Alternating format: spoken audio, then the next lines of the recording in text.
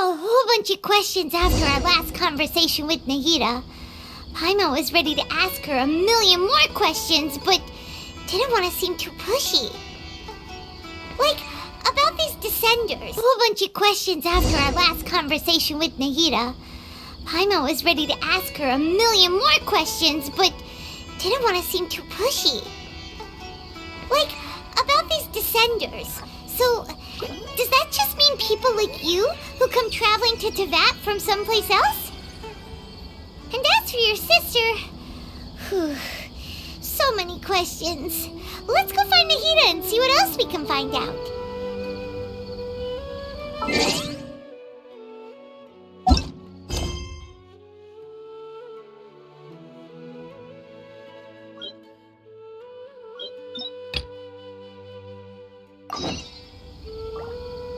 If you're not sure what to do next...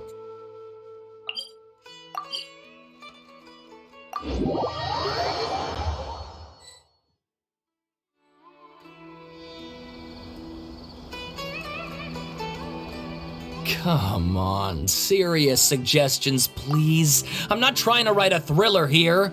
It's supposed to be an essay, you understand? An essay. That means facts and logic. Well, if it's facts and logic you're after, you shot yourself in the foot with your choice of research topic, didn't you? The Tatarusana mystery. When so much remains unexplained, there's little to be objective about. Unless, of course, you restrict yourself to textual criticism. Yeah, well, this is my teacher's area of research. I can't change that. But it's fascinating enough without having to sensationalize it, don't you think? The strange location, the missing details, a mysterious person. I want to write my essay on something interesting, and I'm interested in getting to the bottom of all this. That's the only reason I came to you. Yes, you came to me, so all the more reason to take my advice. The fact is, it's the dramatization that will make people want to read it. There's no getting around that. Okay, but... Did one of them just mention Tatarusana? But that's all the way in Inazuma! Is it just Paimon, or is it kinda unusual for someone in Sumeru to want to write a paper about that?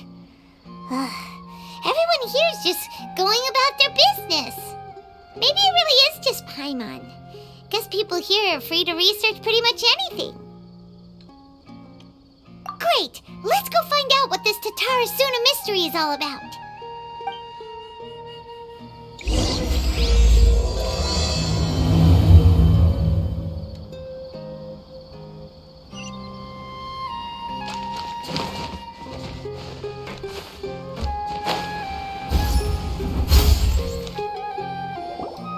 Alright, I guess I'll go with my textual criticism and your editorial direction for the first draft.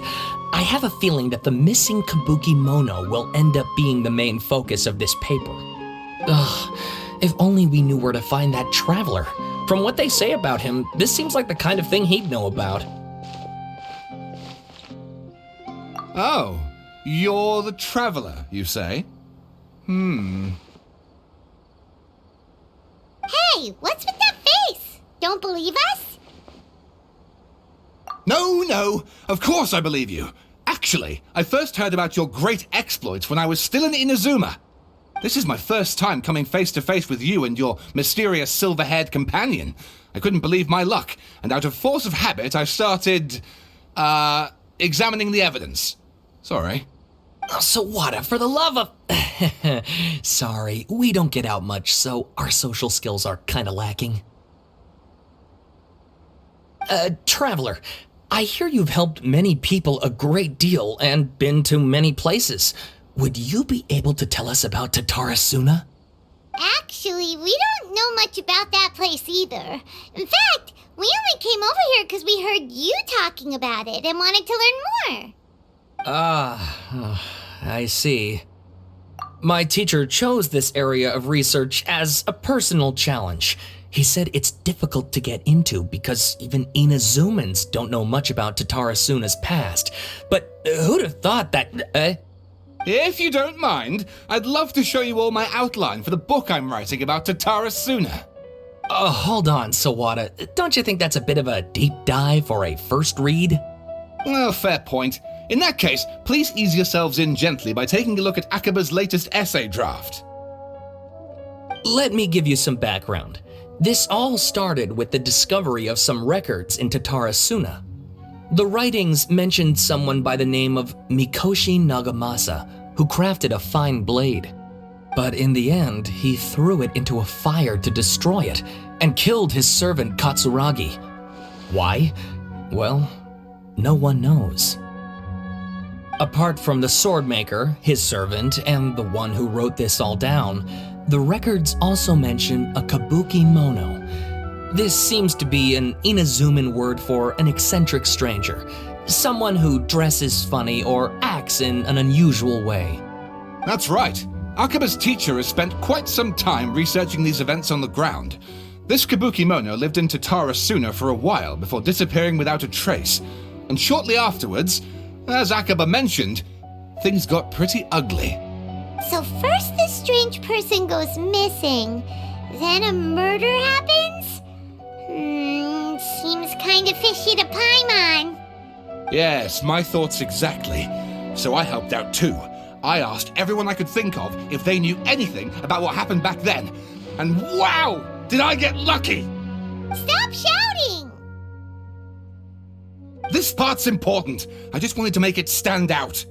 It just so happens that a friend of mine works at the government records office. He looked into it for me, and I can now confirm that all the aforementioned individuals did, in fact, live in Inazuma over 400 years ago.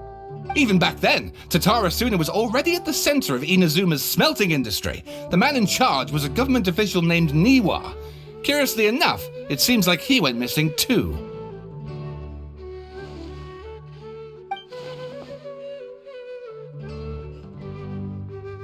Wait, so there are two missing people in this story now?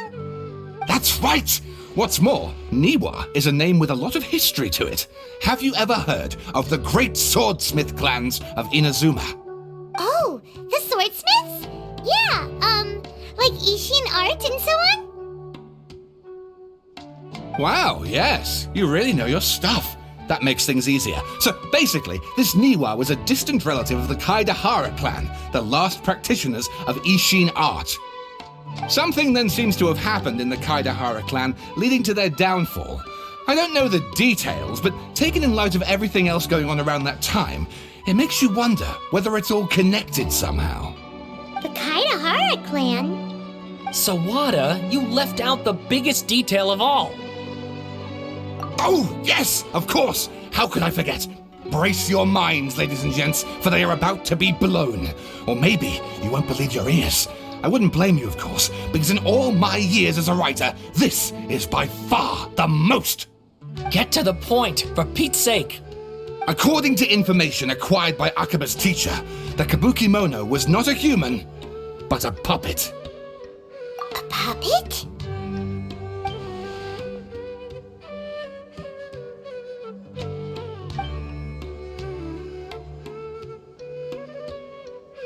Aha!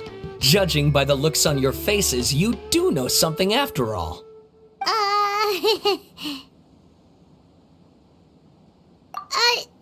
No! Paimon just meant, how creepy. The way you described it makes it sound like a ghost story.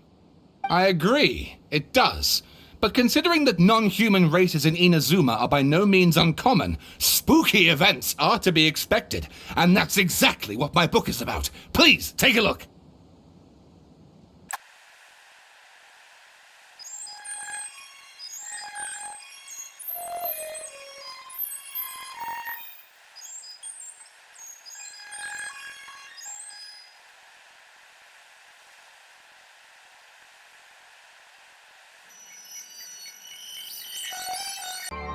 Oh, and please read my essay draft as well.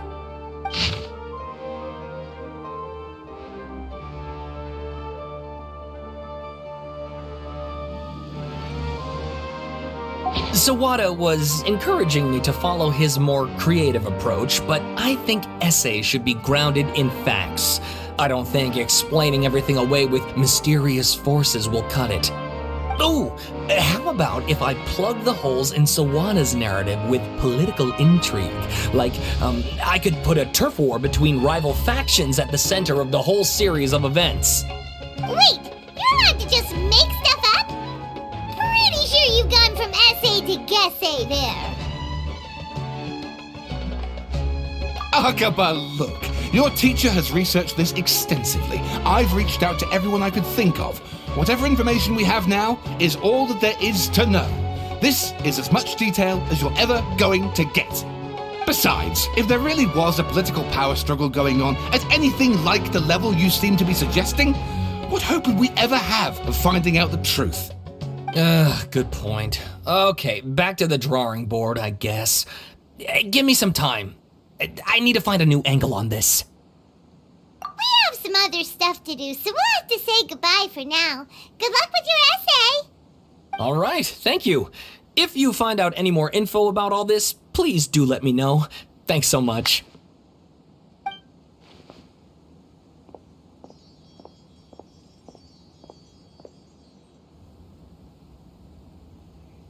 Hey, so that thing they were talking about, it has to do with the Ballader, doesn't it? Okay, then, even if we did know something about it, we probably couldn't share it with them, huh? After all, we kicked his butt and got him locked up.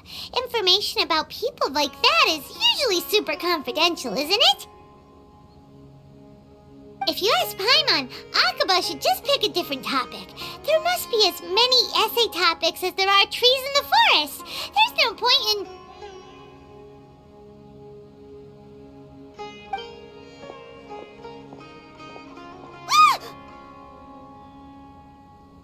Hey, did you see that?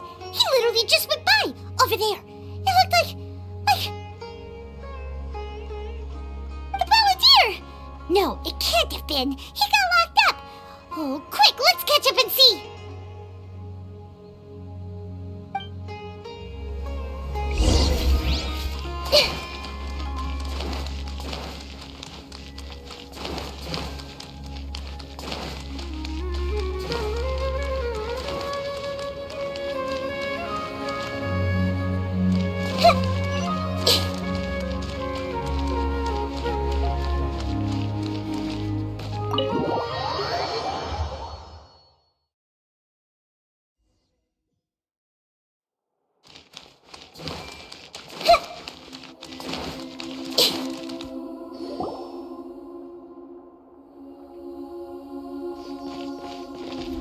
Traveler, Paimon, there you are.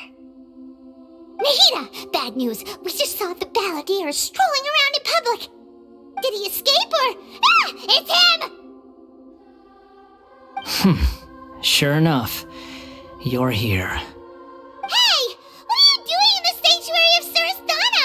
Aren't you supposed to be locked up? I know you must have a lot of questions. Please, allow me to explain. It was my idea to set the Ballader free. We made a deal, and he's gonna do some investigation in Irminsul for me. A deal? Huh. You sure you trust this guy? What did you expect? Why do you think Sumeru would keep me around otherwise? Or maybe killing me is all you can think about. But if that's the case, why haven't you done it already? Don't flatter yourself. It was... Nahida said there's still some mysteries in you to figure out.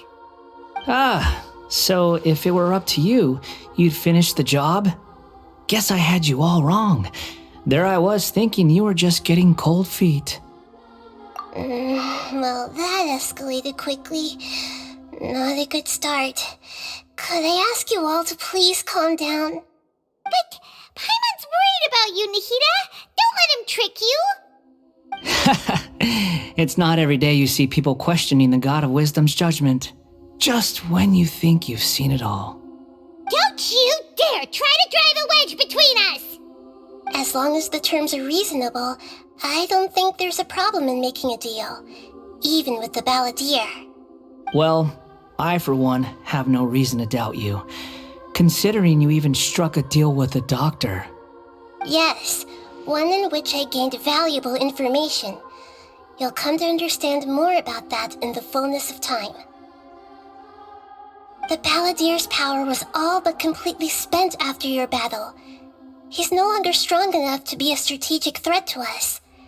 That puts him in quite a precarious position. Plus, he's a former Harbinger with knowledge of many of the Fatui's sensitive secrets.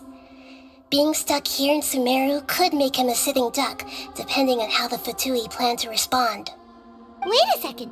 Former? You mean he's not a Harbinger anymore? I take no pleasure in saying this, but it seems as if the doctor had no intention of welcoming back a loser, so... Sometimes it's you using them, other times it's them using you. Most human relationships are this way. Certainly all the stable ones are. That's how it was between me and the Fatui, and also between each of the Harbingers. So as long as you have some value to offer, nobody will ever abandon you. But after recent events, even I have to admit that I'm not worth quite what I used to be. Well, if the Fatui are gonna reevaluate my utility, I need to have a backup plan for myself. As we discussed, I don't like causing harm to living beings, and you said you need protection. So, why not join forces with us? I think these two have made their objection to that idea fairly clear, don't you? And they're your friends, so I guess you'll be siding with them. Yeah, obviously! Nahida, don't listen to him! Then let's put that discussion to the side for now. We still have time. Today can be a trial run. Where we go from here will depend on how well we manage to cooperate today. All right, then I'll do what we agreed. Good. Go now, and keep in touch. Nahida, are you serious about this? Yes. I have my reasons for this decision. In fact, I'm largely doing it for your benefit. Yes. As I told you once before, there's information about your twin in Irminsul. Oh, yeah. Actually, that's the whole reason we came to see you today. So, you have an update on that? Mm-hmm. You may remember me mentioning that the Fatui had not included your twin's details in the Descender category. This is an extremely important point. It's possible that the Fatui have other information that even I don't know about. And since the Ballader used to be one of them, he'll be better acquainted with this information than I am. He was granted the power to connect with Irminsul when he almost became the god of a new era. Even though he no longer has the Gnosis, some traces of its power remain in him. He can still connect. The amount of information in Irminsul is vast beyond description. Sifting through all of it without knowing what to look for would take too long, even for me. So I asked the Ballader to search in Irminsul for any information about the Descenders. He's more familiar with this kind of information, and should be able to find it more quickly. Exactly! Or what if... Paimon just doesn't trust him! He's treated us as enemies every time we've run into him! I understand. But sometimes, everything is dictated by which side you're on. How things will go in the future depends on what information he brings back. And Traveler, I know what your heart desires most of all. Our minds have connected several times before. There is a corner of your heart reserved for an intense longing. A feeling of being all alone in the dark, searching for the one candle whose light still burns. As Sumeru's deity, it is my responsibility to be on guard against the Ballader. But as someone who counts you as a friend, I want to do something for you. If this deal with the Ballader can give you the answers you've been longing to find, then it's worth it. It's my pleasure, really. You're Sumeru's hero. You've more than earned it. Paimon's still worried about this idea. Is there anything we can do to help? I was going to contact you about that, but then you suddenly showed up on your own accord. Seems like we have a telepathic connection. In fact, I was going to ask you to supervise the Ballader on my behalf while he carries out the task I assigned. Even though he only has a fraction of his full power left, that's still a fraction of a former Harbinger. If you could accompany him, it would put my mind at ease. Of course, I'll be there to help guide you through Irminsul from the outside. Great, thank you. Prepare yourselves. I'm going to transport you into Irminsul.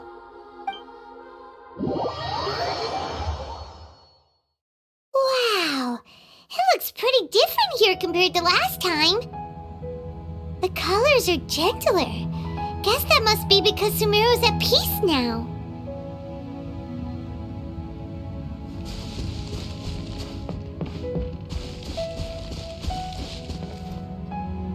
Look at that. Hot on my heels. You know, you didn't have to cut your catch-up short just to keep me company. Oh, but I guess you panicked when you realized that I might enter Irminsul ahead of you. Shut your beak, jailbird! No way a prisoner gets to be so smug! I understand that prisoners have to put up with harassment from the guards, but right now, I'm on temporary release, so maybe you should think about backing off a little. Sounds like a successful rendezvous. I need to be quite clear about something. In a few moments, you'll be entering into the innermost region of Irminsul. It is an environment like no other, and the most important place in all of Sumeru.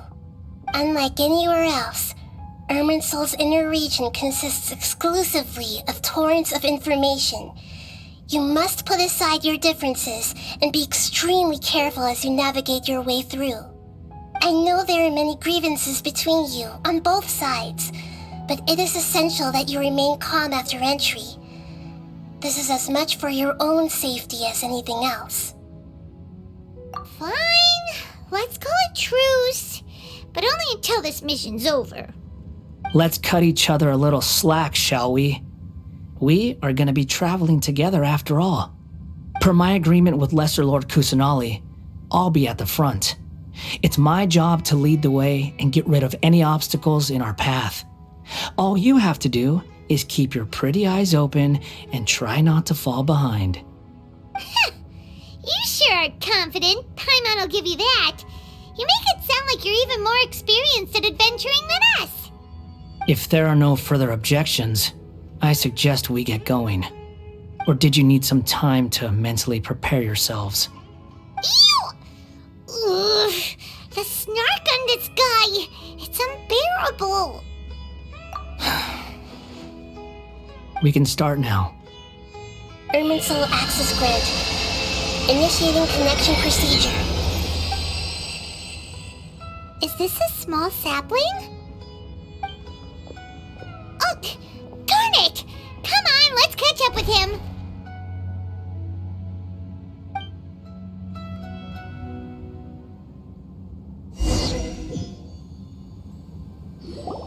Wow! So this is the inside of Irminsul. Ooh, Paimon's never seen anything like this, and it feels like a sacred place. Irminsul is closely intertwined with the entirety of Teyvat. Every bit of information flowing here means something. Pick your jaws up off the floor. It's time to go. Why is it that Paimon just wants to do the opposite of everything he says? Lesser Lord Kusanali, we will now proceed to the heart of Irminsul. Can you still sense where the heart of Irminsul is? Yes. Permission to begin searching for information there? Permission granted. Go ahead. Let's go. Stay close. Don't go running off. Hey, so, say we did go running off in here. What would happen? What are you smirking at? I was just imagining the look on your travel companion's face if you went and got lost.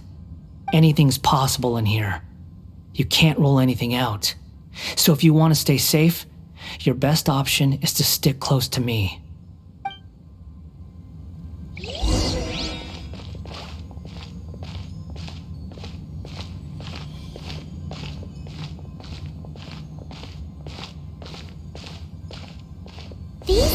interesting things have spread out. Those are all packets of information from inside Irminsul. Be careful not to touch them.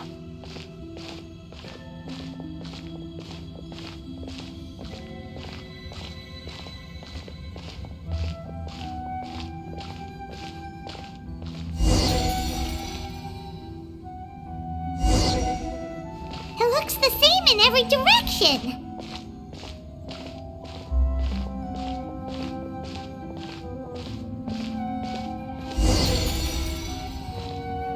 No wonder he mentioned about getting lost. Huh. What do you know? He was actually telling the truth. Is he mocking me again? What is it this time? There's a time and a place to lie, but this definitely isn't it. So why don't you relax your guard a little?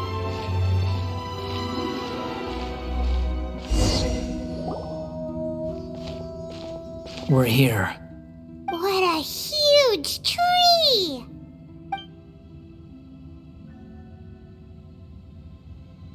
Lesser Lord Kusanali, Good, you made it.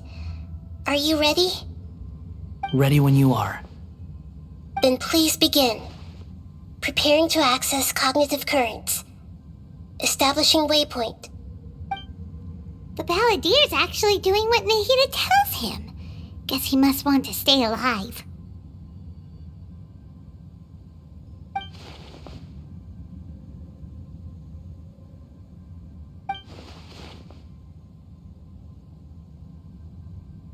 The rest is up to you. If you discover anything at all, make sure to share it with us. Will do.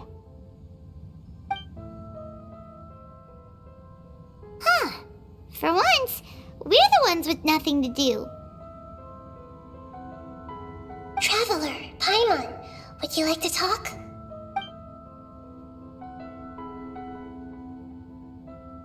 Yes, I've also invited Paimon to join. Huh? What the? We can talk to each other inside our heads?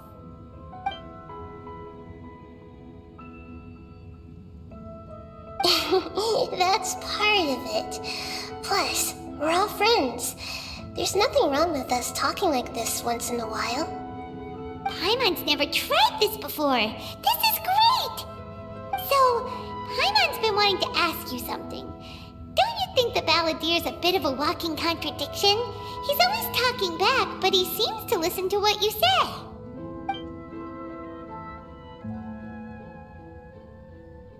As I've told you before, there are still some mysteries for him to resolve.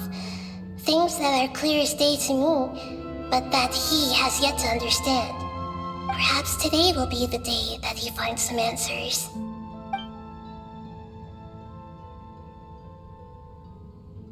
Well done. Smart and attentive as always.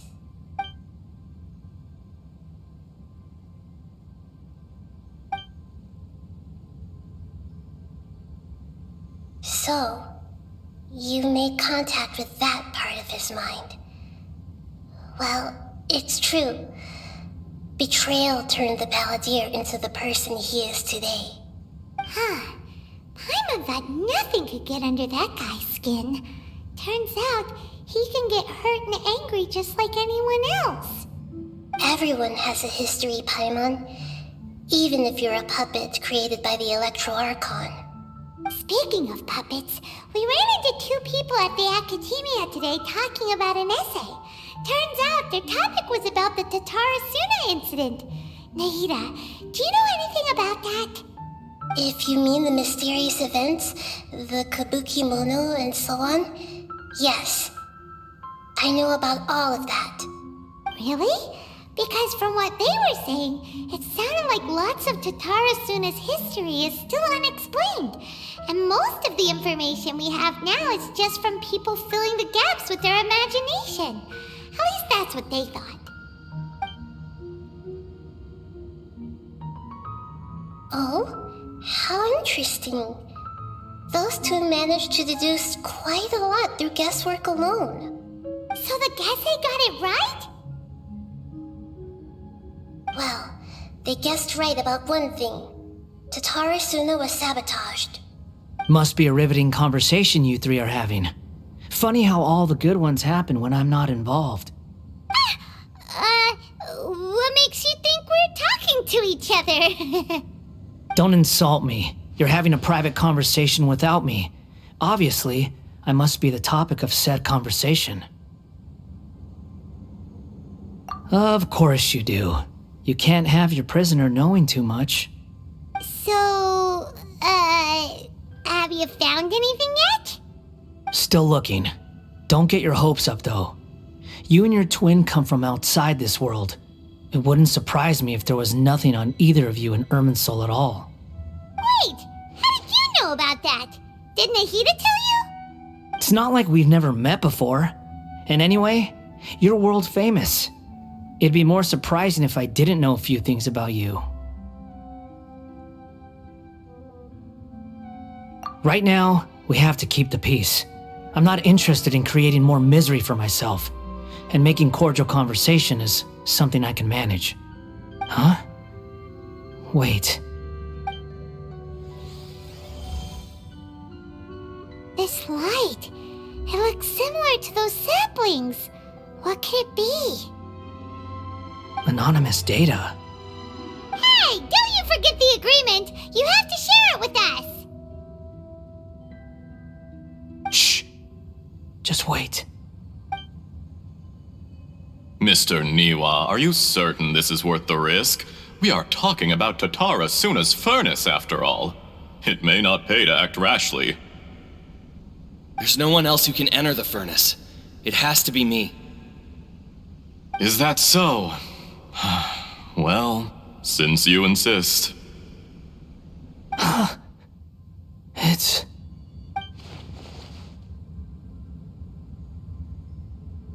Whoa!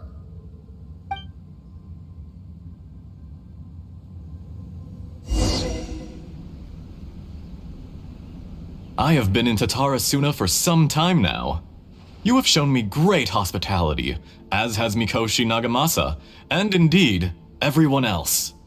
Under your leadership, Tatarusana is a warm, welcoming place, like a giant village. People are gainfully employed, their lives have purpose. They are motivated. As I understand, the Raiden Shogun has, in recent years, eliminated much of the evil that plagued Inazuma. As for Tatarusana, it was originally established as a means of safely disposing crystal marrow. The forging industry with crystal marrow as a raw material has since flourished, giving rise to generations of swordsmiths. Some world-renowned, others unknown, all passing on their legacy. Skills, blood, dreams. Every smith brought into this trade looks to find their purpose between steel and blade. That is why you accepted the proposal brought to you by myself and Akame. Yes, well, were it not for you coming to Inazuma and happening to make Akame's acquaintance, the two of you never would have joined forces. And he would be the first to admit that there's no way he could have revolutionized our forging process like this on his own. At least not on the same timescale. You allowed Akame to take all the credit for a method that you jointly developed. He sold it to me, and now every piece of ore here is smelted using the new technique. Even now, you remain one of Tatarasuna's key consultants, working right here alongside us. I believe it is you, sir, who are truly responsible for the changes in our manufacturing and forging methods. You flatter me. From the outset, I saw much that was commendable in the forging industry of Inazuma, and it has been my great honor to befriend you all. So you say, Escher. But is this really the truth? My good sir, what do you mean? I tried to resist thinking it was all connected, because I didn't want to speculate, and I didn't want to believe that things could turn out this way. What have we gained from adopting your new technology? Ominous black smoke? Mounting production problems? Worker fatigue and casualties are up and continuing to rise at an alarming rate.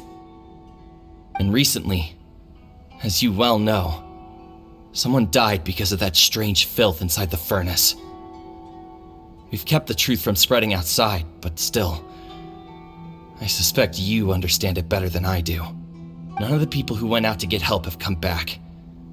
Now, our mutual friend, the Kabuki Mono, is taking the Golden Feather to Narukami Island to seek an audience with the Shogun. This is our last hope. But that doesn't faze you, does it, Escher? Nothing does. Otherwise, why would you still be standing there with that smile on your face? I'm just surprised that you finally chose to be so sincere. I'm sure you've been harboring these suspicions for quite some time. Mikoshi Nagamasa may have noticed that there was one common denominator among all these events. Namely you, Escher. But Mr. Mikoshi is more cautious than I. He does things by the book. After all, Nagamasa is the adopted son of Mikoshi Torachiyo, the yokai struck down by the Shogun's own hand. If he truly seeks to redeem his family's honor, an abundance of caution is well advised. You're well informed on the subtleties of his situation for a mechanic all the way from Fontaine. Are you sure you're not a little overqualified? Why, Mr. Niwa, are you suggesting I find a job as a diplomat? Sadly, I am so very attached to my craft. Enough, Escher. I'm here because an evil force is raging inside the furnace. And someone needs to take your new device inside the high-risk zone so we can absorb it and put an end to the problem. I'm in charge here. And I'm about to take some responsibility and head inside. Probably to my death. But what about you? What are you still doing here? Judging from the look in your eyes, you don't seem to trust me. Drop the act. We're past that now. Whoever you are, it looks like your plan to destroy Tatarusana has worked. I just want to know what you're still doing here. What's left? Don't you have all your answers by now? Honestly, I'm just waiting for the right moment. A moment like this, where you finish talking and I stop you from entering the furnace. You...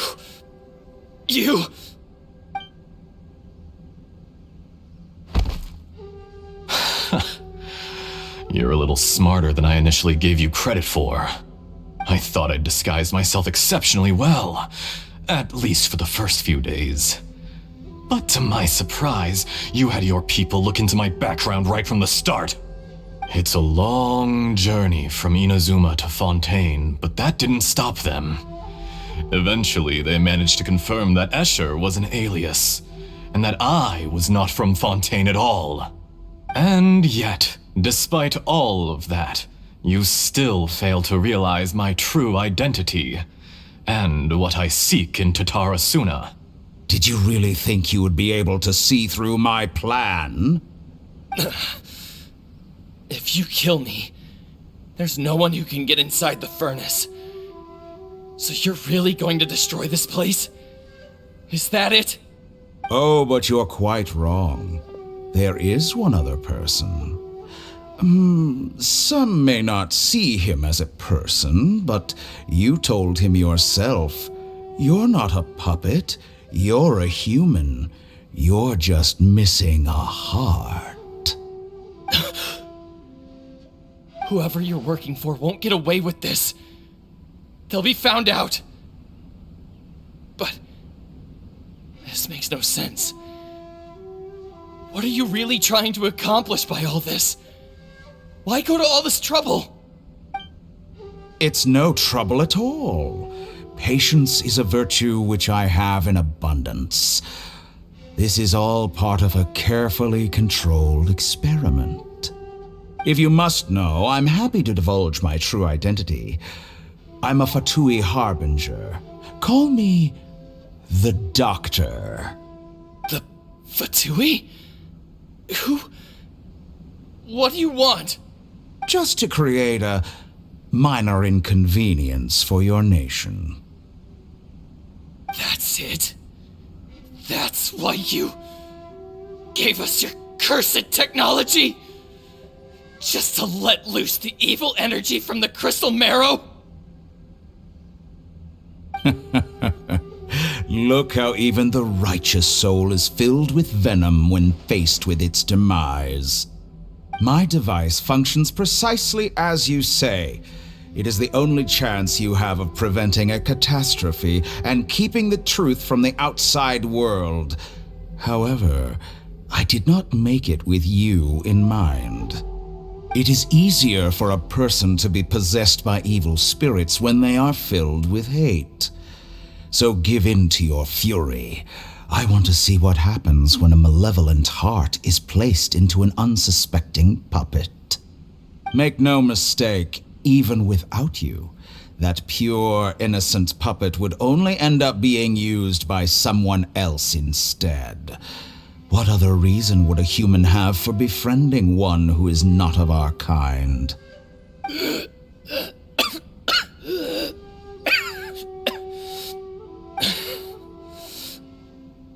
If you give him my heart, tell him that both Nagamasa and I see him as one of us. He has nothing to prove to anyone. Because not everyone just wants to use other people. The only ones who think like that are people like you. What a beautiful way to see the world. It almost makes me feel a little guilty. Then out of respect for you, I shall redefine myself.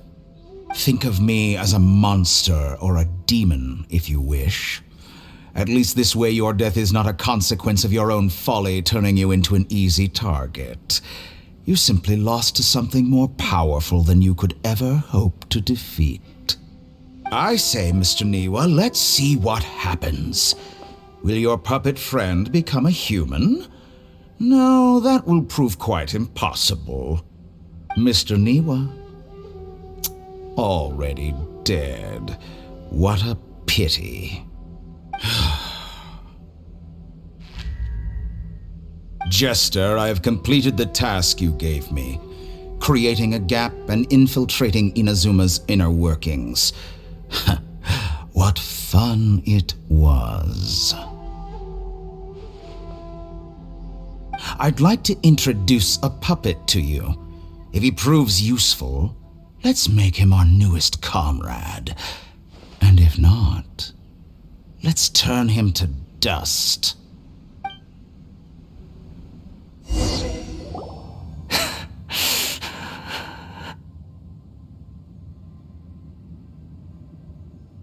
Hey, are you alright? Dottore?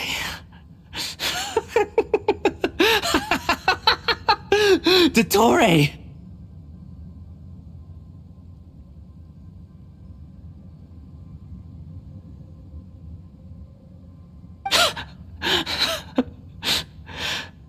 Good.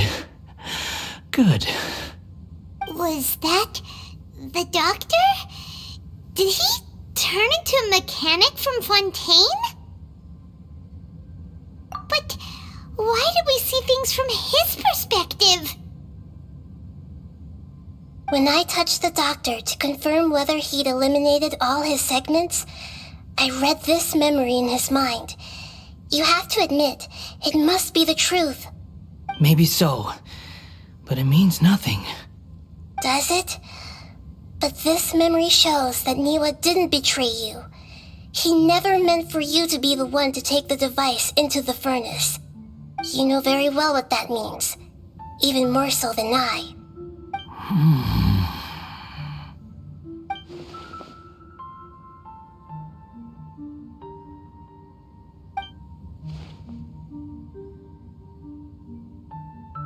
Let's give him some space. He looks really mad. Paimon doesn't want to be anywhere near him right now. We need to give him some time to process his emotions. Paimon's still confused about the Tatarusana incident. So, the doctor was behind it, but why has that gotten him so worked up? Nobody has ever deceived you like that, Paimon. It's natural that you find it difficult to understand. Perhaps he needed to learn this someday. So now you have the complete picture. Katsuragi took the kabuki mono to live with the people of Tatarusana. Later, the doctor showed up, disguised as a mechanic from Fontaine. And that's when the trouble began. It was all a horrific experiment planned by the doctor. Everything he did was just to plant seeds of disaster in Inazuma that would bear fruit in the future. Of all the unwitting participants in the doctor's experiment, the Ballader became the main test subject. After the events you just saw in that memory, the doctor put Niwa's heart into the device and handed it to the Ballader.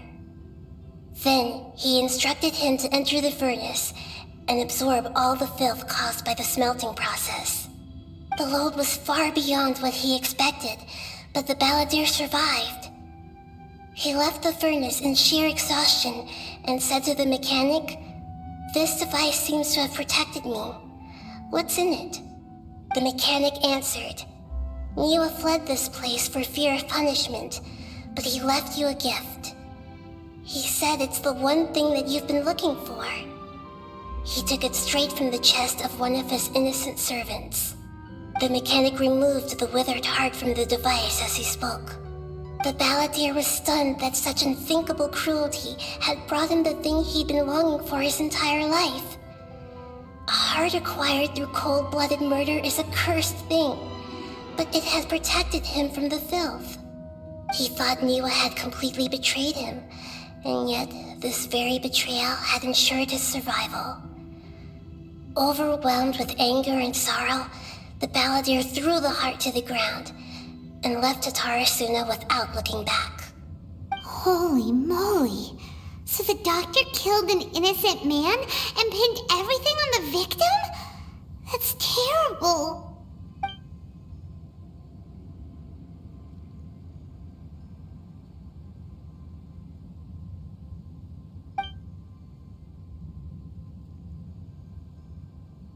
Yes. Only if he understands this can he choose a new path forward. Tottori, you brazen-faced... Niwa didn't run from justice. You killed him.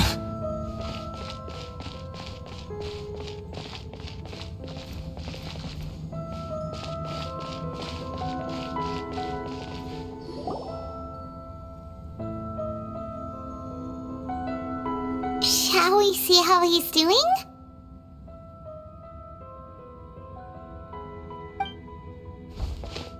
Hey, you alright? That's a scary expression. Are you worried about me? If we didn't have such a history, I'd almost think that qualifies me to be your friend. It won't. I'll keep my end of the deal. Hey, are you investigating the stuff we want to know about? That's why we're here. But unfortunately, there's no information about the Descenders in Irminsul. Even if you can't find anything, that seems to confirm it. Irminsul does not keep records on the Descenders. Anyone who comes from beyond this world is not counted as part of Tevat. Oh, does that mean we have to leave empty-handed?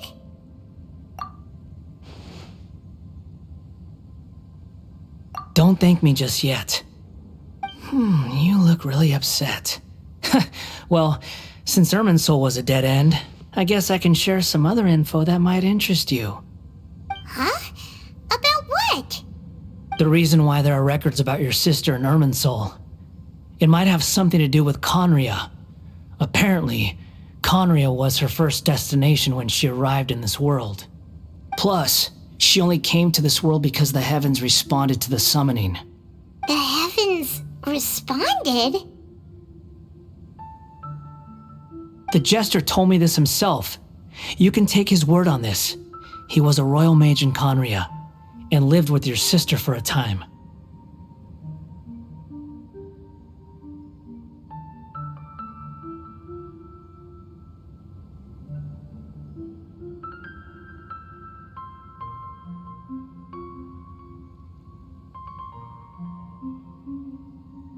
I don't know the details. It's up to you whether you want to believe me. All I can say is, I wouldn't lie to you about this. Did you get all that, Lesser Lord Kusanali?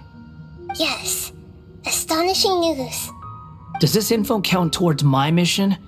It wasn't from Irminsul, but was it valuable? Very valuable. Good. In that case, I'll take some time for myself now. Huh? What have you done? Lesser Lord Kusanali was right. My power's all but completely spent. Even if I use all of the divine power left in me, I can't sustain this shield for very long. I shared a secret with you, and now you owe me. So in return, I'd like you to answer a question for me. Give me your hand.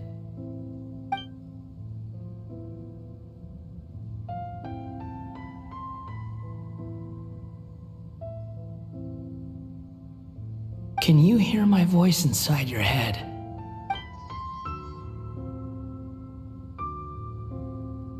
No, I can't do anything like that anymore. At most, all I can do is exchange a few words with you. So tell me, in this world, is it possible to change the past?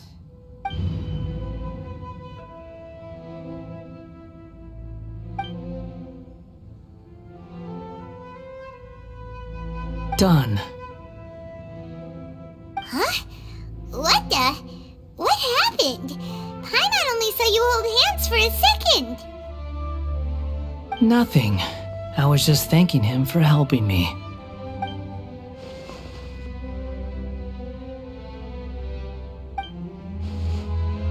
So long. I suggest you get yourselves out of here quickly. Where are you going? Hey, wait up! Didn't you say not to go running off? Fast reaction time. But I don't think we'll be seeing each other again. From this day forth, the names Ballader and Kabukimono will cease to exist. Those who died in Tatarusana because of me deserve another chance at life. Hey, Ballader! Don't do anything stupid! You know, I never did like insects. Hordes of the puny things swarming together can be a real nuisance. And I enjoy nothing more than to stamp them out like the pests they are. But if a colony of harmless ants isn't threatening anyone, I guess they deserve to be left alone. Luckily, everything can be set right. It's time to solve this once and for all. Ballader! Ballader! Uh-oh, he disappeared. Come on, we gotta find him somehow.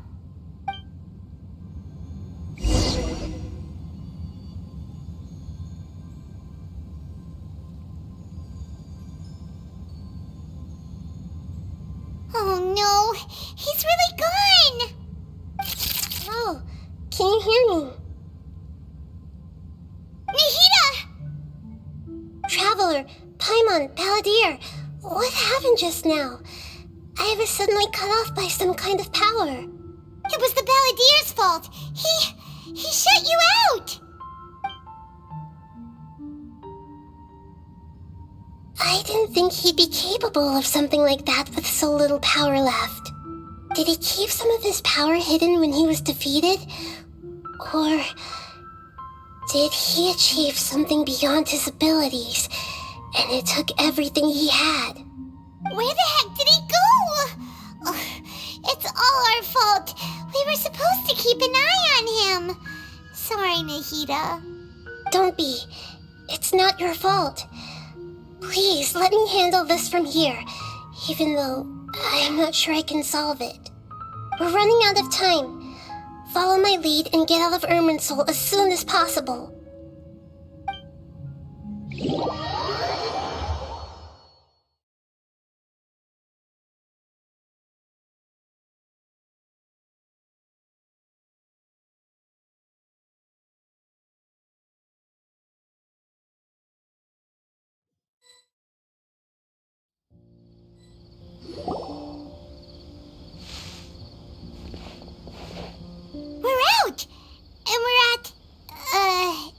in or something?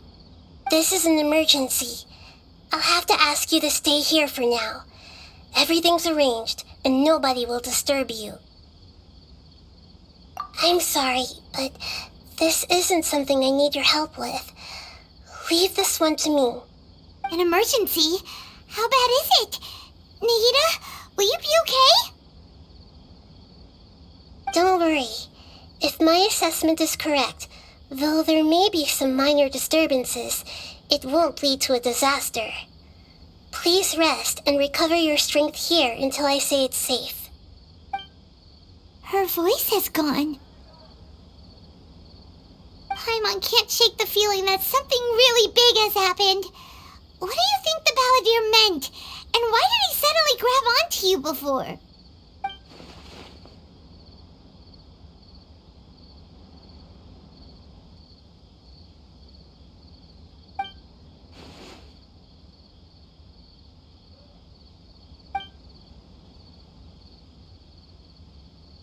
He wants to change the past?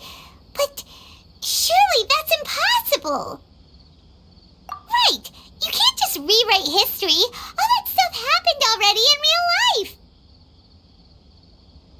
It's like, imagine Paimon drank all the water in this inn. Even if no one was there to see it, Paimon would sure as heck remember drinking it. So, why does Paimon still have a bad feeling about this? Paimon can't help but feel scared about what he might do. Oh, Paimon's so confused. Huh? Ah! Sorry, Paimon accidentally... It's the Balladeer's fault for causing Paimon all this mental stress. But erasing yourself from history? It's unthinkable. Is that really possible in Irminsul? Uh-oh. Paimon's head is overheating from trying to understand what he's up to. And it's still not working. Ugh. Paimon's had it with that little brat. He's been nothing but trouble ever since we met him. There's no way he'll actually succeed, right? Otherwise, won't everyone who's connected to him be affected too?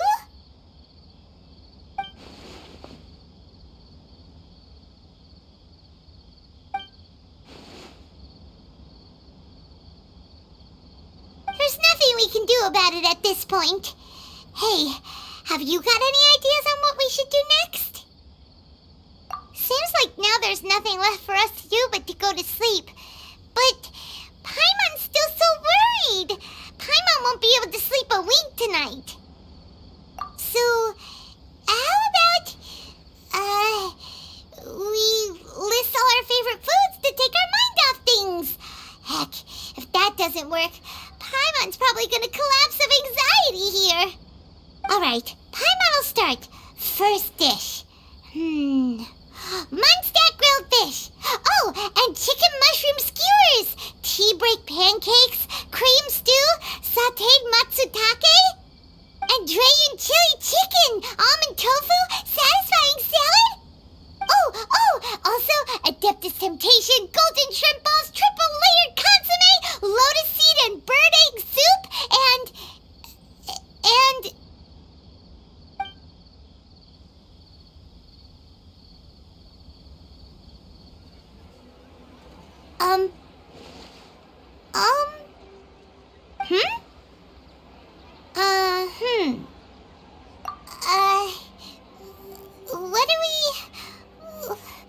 What was Paimon supposed to be doing just now? Paimon was, talking? Huh. Paimon suddenly can't remember what she was talking about. What was it again? The Ballader? Is that a food too? Huh. Weird name, though.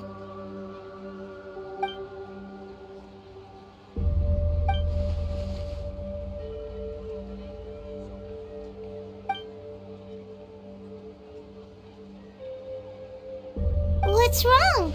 Your eyes are like saucers. Was it something Paimon said? Ballader.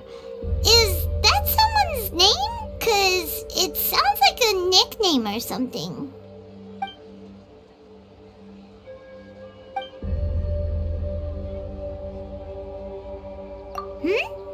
Okay, sure. Where are we going? Huh? Fine by Paimon, but is everything okay? You're acting like this is an emergency.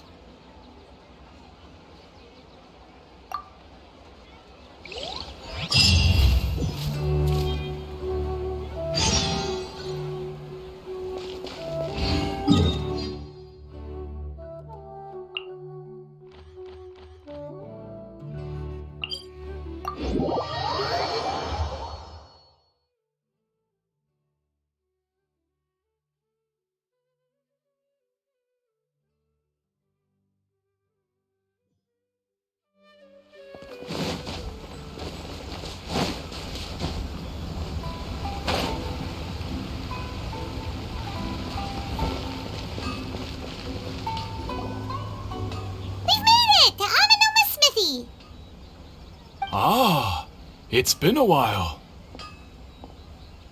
Of course. Go ahead. No. Now there's a question I wasn't expecting. Very well. I'll tell you what I know once more. The once renowned Raiden Gokuden, comprised of 5 branches. Amenoma, Futsu, Ishin, Hyakume, and Senju. The art of forging practiced by these 5 clans was first taught to them personally by the almighty Shogun. Over time, the 5 branches diverged from one another as generations of bladesmiths honed and perfected their craft until they became 5 distinct traditions.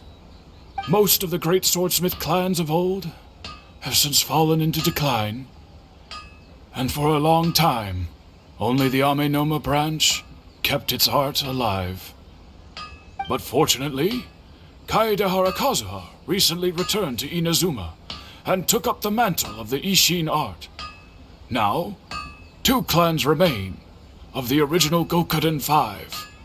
If my memory serves me right, you yourself were present when he forged the Ishin blade.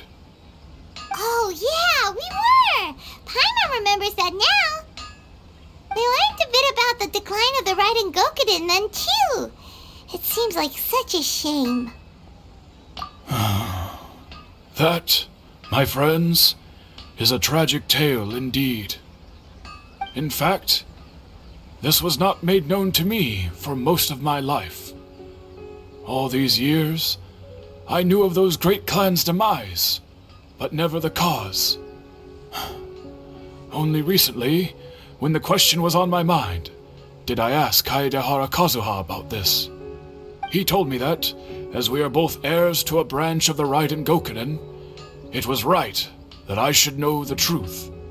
There is no harm in telling you, but I must warn you.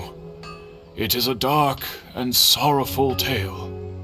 The Raiden Gokuden were the targets of a murderous rampage by a vengeful bladesmith. Vengeful? Why? 400 years ago, so I'm told, there was a catastrophic malfunction in Tatarasuna's furnace. One brave swordsmith heard the commotion and chose not to flee, but he rushed to the scene, hoping to prevent a disaster. Tatarusana was home to a state-of-the-art forging and smelting operation in that day, and overseeing it was the armory officer. His surname was Niwa, though he had family ties to the Kaedehara clan. Knowing that they had just one chance to save countless lives, Mr. Niwa and the swordsmith leaped together into the furnace. The furnace quickly stabilized, but neither of them made it out. The smith's death, though heroic, dealt a devastating blow to his family's fortunes. His orphan son was left to fend for himself, and grew up deeply resentful at the world. In his heart, the whole of Inazuma was culpable in his tragedy. He hated the almighty Shogun for her apparent indifference towards his father's death, and he hated everyone who had done nothing to try and save him. Powerless and destitute, the only legacy he had to pass on to his children was his hatred. Generation after generation bore this grudge, living in utter misery. Alas, if only the story could have ended there.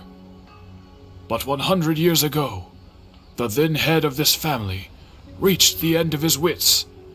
He could bear their fate no longer, and yet he could do nothing to change it. Finally, he made a drastic decision to take revenge on the Raiden Gokuden. In doing so, he sought to vent his pent anger and shake the very foundations of Inazuma's forging industry. In his fury, he murdered indiscriminately, killing even bladesmiths from the Hyakume clan which he belonged to. His goal was absolute, the devastation of all of the Raiden Gokuden. But when he came to the Kaedehara and Kamisato clans, his killing spree came to an abrupt end. He failed to catch them unawares.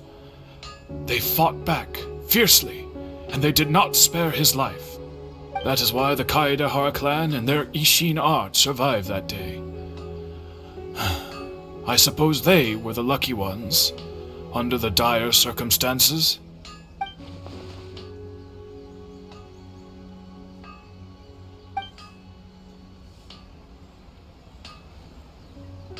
Was there anything else you wanted to ask?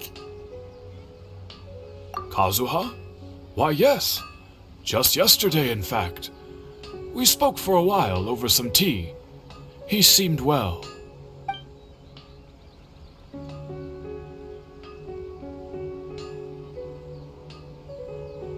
My pleasure. Don't tell Paimon. There are other places you want to visit too, right? Your expression says it all. You can't hide anything from Paimon. On to the next stop. Lead the way, traveler. Paimon will be right behind you.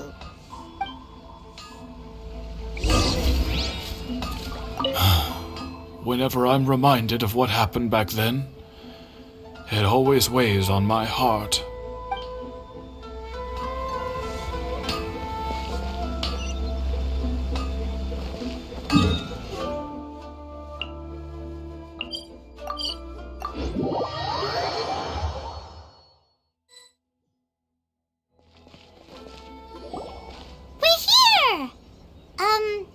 This is the Yashiro Commission's headquarters, so... Traveler, it's been a while. If you're looking for the Commissioner and Miss Kamisato, I'm afraid your timing is unfortunate. They're not here right now. Are they out on business? The Commissioner is out on business, and Miss Kamisato is standing in for some meetings in the Commissioner's place. If it's urgent, you're welcome to wait inside until they get back. What do you think? Shall we go in?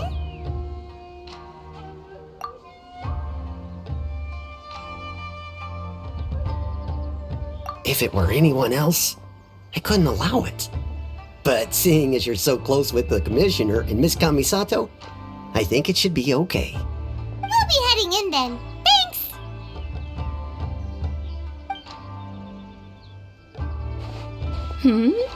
Hello, dears. Is there something you want to say? Of course, traveler. Yes, I know who you are. Miss Kamisato has told me about you. What would you like to know? Oh, they're both very well indeed.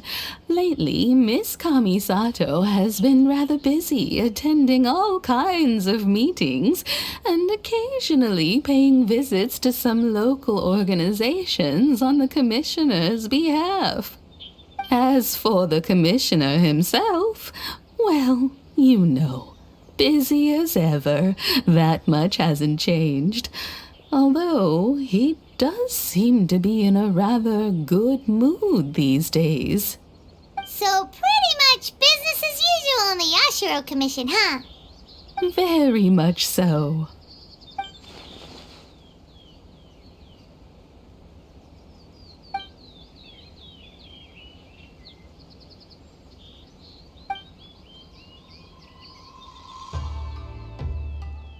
Well, got any more questions?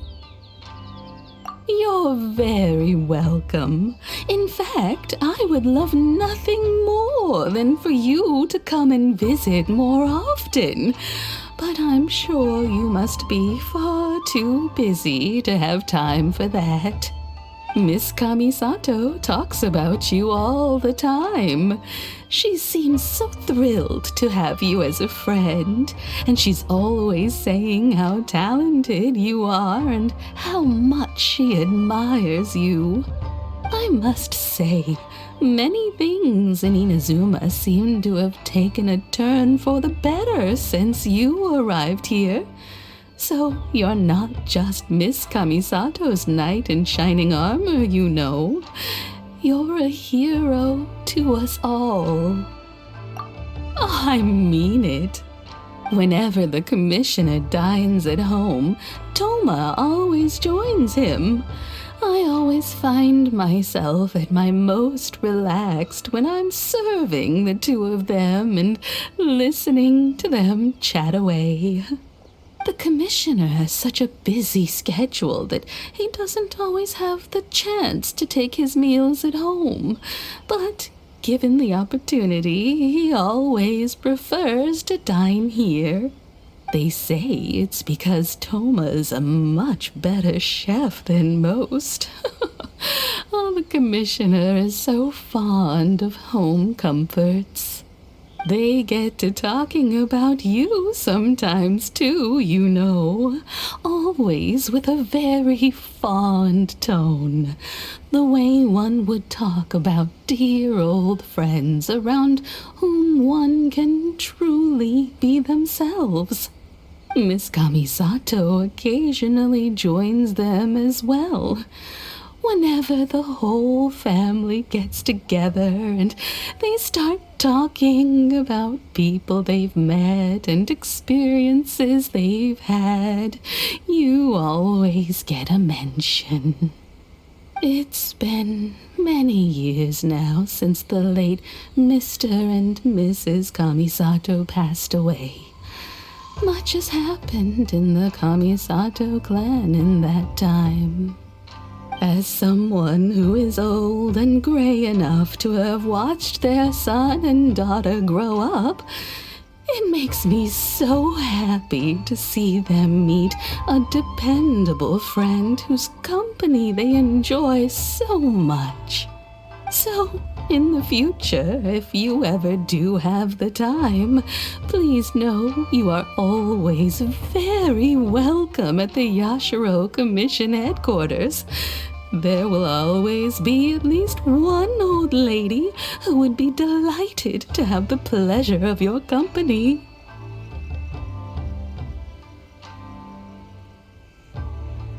Wonderful. Thank you. Paimon likes it here too.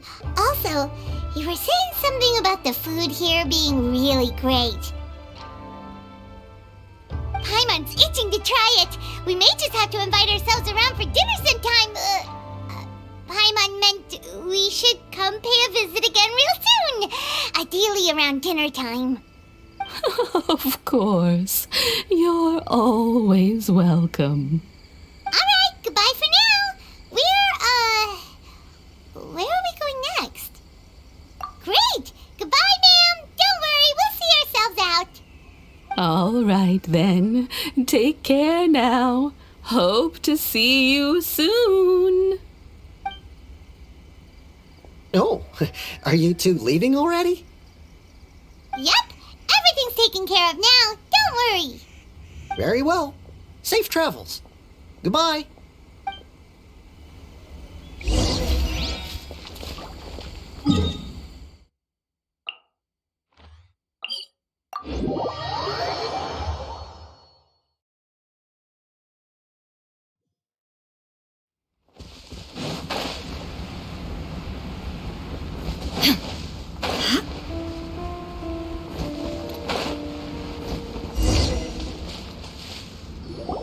Well, here we are.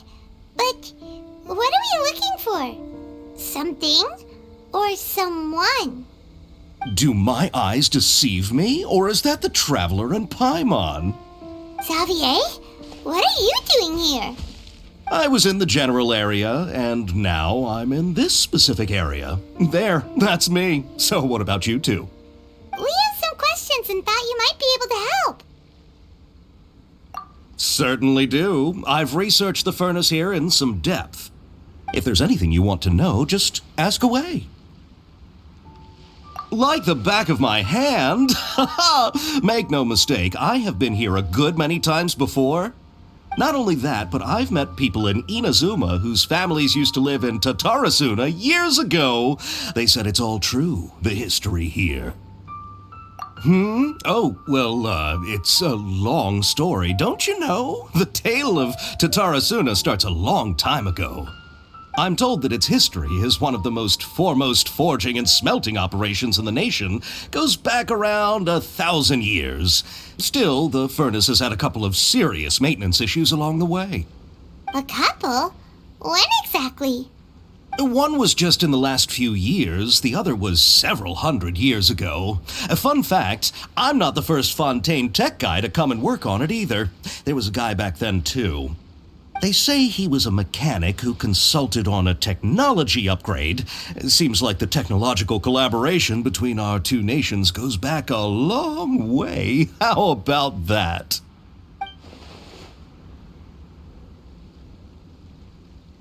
Hey, weren't you gonna ask Xavier something about Tatarusana? Come on, ask already. Oh, I didn't realize you two were here for a history lesson. Me neither. Paimon doesn't know what's gotten into this one today. Feels like we've been preparing for a history exam or something.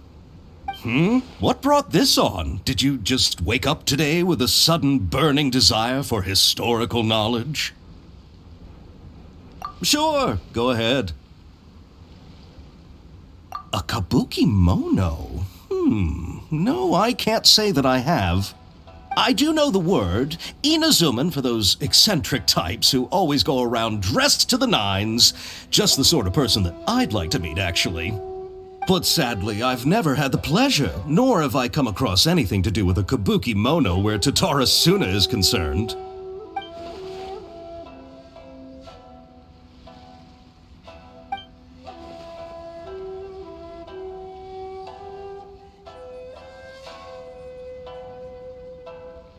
Of course! Don't mention it. Oh, we're leaving? Okay, bye, Xavier. Oh, you're most welcome. More than happy to help. Farewell. Looks like you got all the information you're looking for. Sure, but what's up with you today? Whatever it is, it seems like it's really troubling you. Keep your smile, Spinal Crocodile. No matter what happens, Paimon will always be there for you. Hey, don't mention it. Alright, let's head off and go meet Nahida.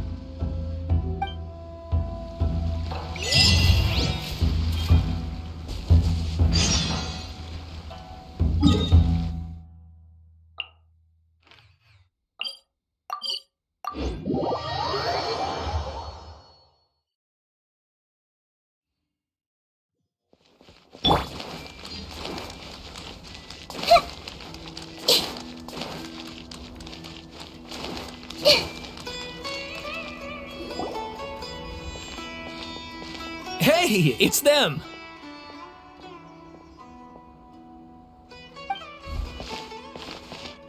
Akaba, Sawada, you're still here?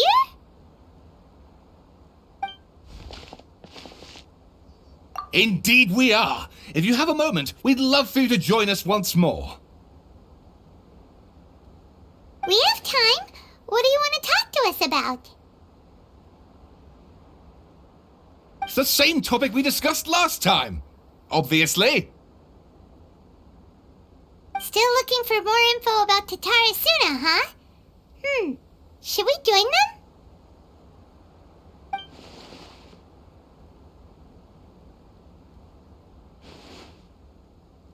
Unfortunately, we haven't made any real progress. Huh? Oh, Of course.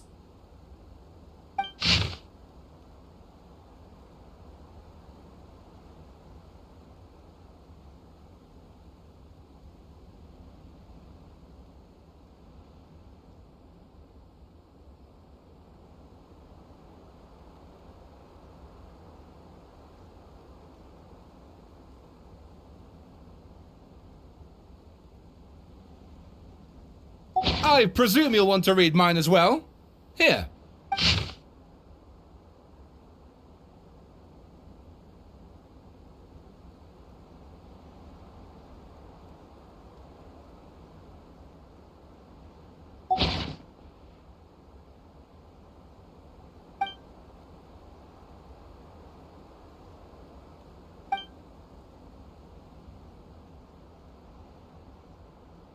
Well, what do you think?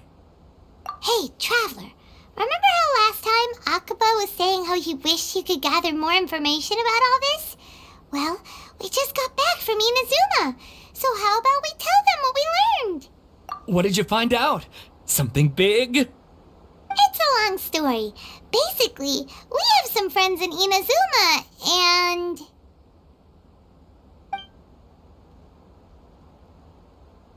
Wow, so many new details. Thank you so much for sharing that with us. Well, well, so it all comes down to one man's desire for revenge. Huh. You heard this from a member of the Amanoma clan, you say? Then I guess it must be true. Ugh. So there's no ghost story here after all. This new information actually lends further credence to my hypothesis. Evidently, swordsmiths were seen as having an incredibly prestigious role in society those days, to the extent that harming them was conceived of, at least by the perpetrator, as a way of exacting revenge against those in power. Yes, okay, point taken, you were right.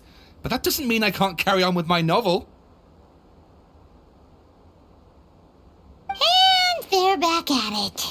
These guys are really into this. Oh, so sorry. Look at us, prattling on about our projects and ignoring you. Thank you so much for the information. You're welcome. See ya. Keep us in the loop if you find out anything else. Will do.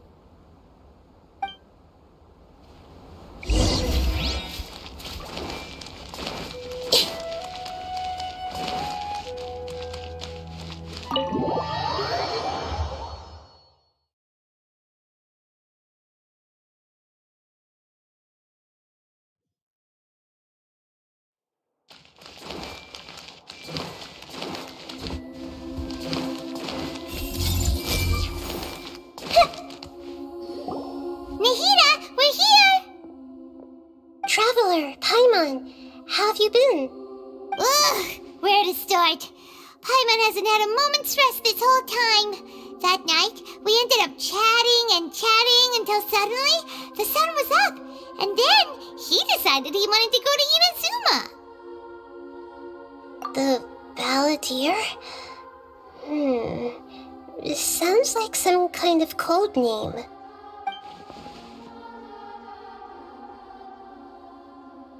You look troubled. Is there something you need to tell me?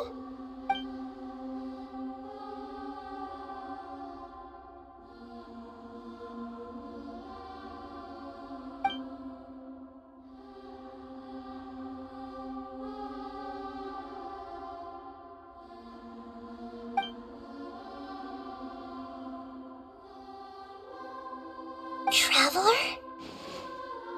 Hey, what's wrong? You look so upset.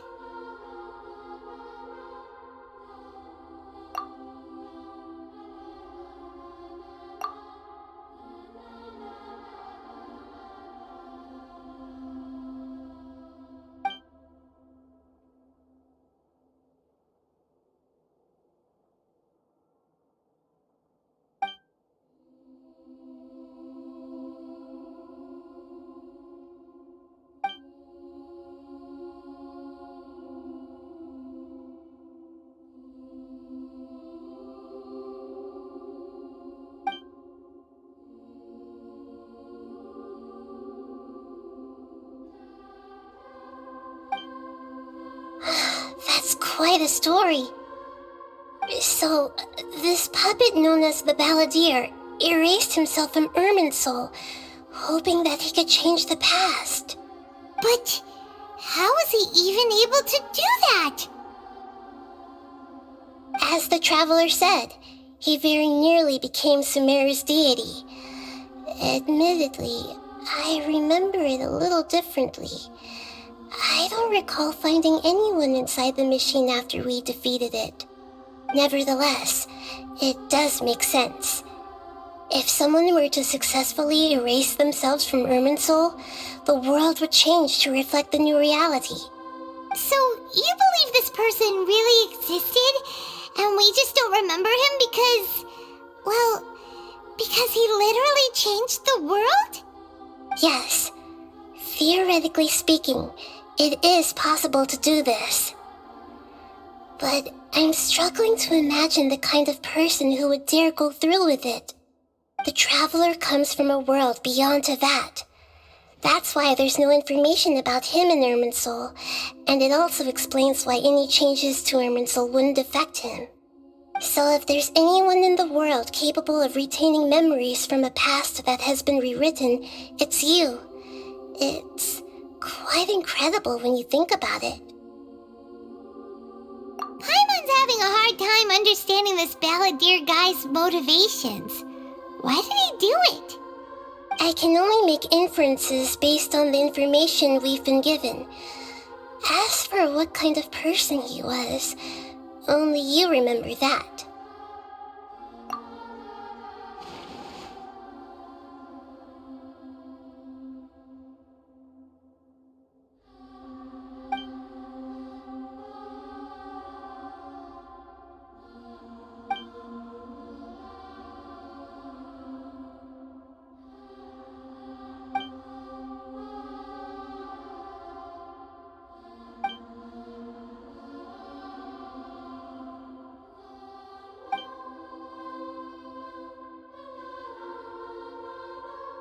Something else worrying you?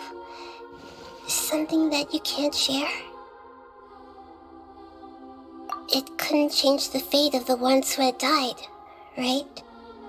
Once the Ballader realized he hadn't been betrayed after all, it must have completely changed his view of the people of Tatarusana. Now he saw them as friends again. He couldn't keep hating humans after that, and if he thought there was a chance he could save his old friends, it would be hard not to try. The story makes sense, every part of it. The Ballader tried to achieve godhood with the doctor's help. He was unsuccessful, but retained the power to connect with Irminsul.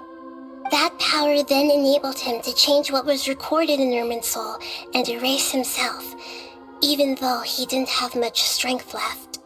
Yeah, it does make sense, but it still ended in tragedy for his friends. It just feels so hopeless. He gave everything to do this, but it seems like he got nothing in return.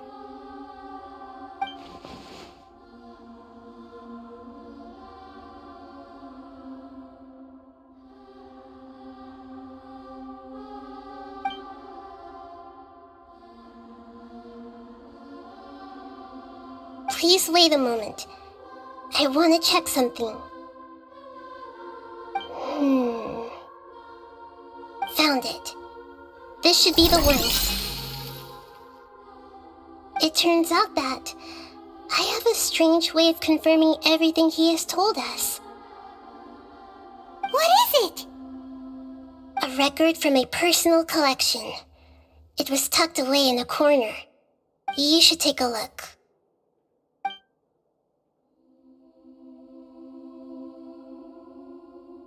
Is this a fairy tale? Who wrote it? I authored this record myself. Huh? You wrote a fairy tale that somehow has something to do with the Ballader? When combined with the Traveler's narrative, it's clear that this story is an allegory. Everything in it is a symbol for something else.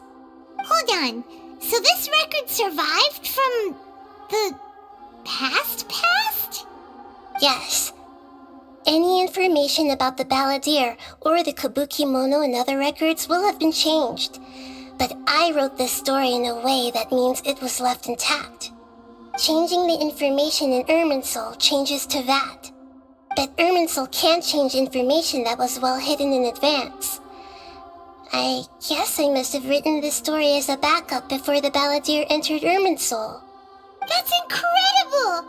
What a great idea! And sending the Traveler into Irminsul with the Ballader must have been a further precaution. I knew he'd remember everything. This story is abstract enough that it still resonates with the present information recorded in Irminsul.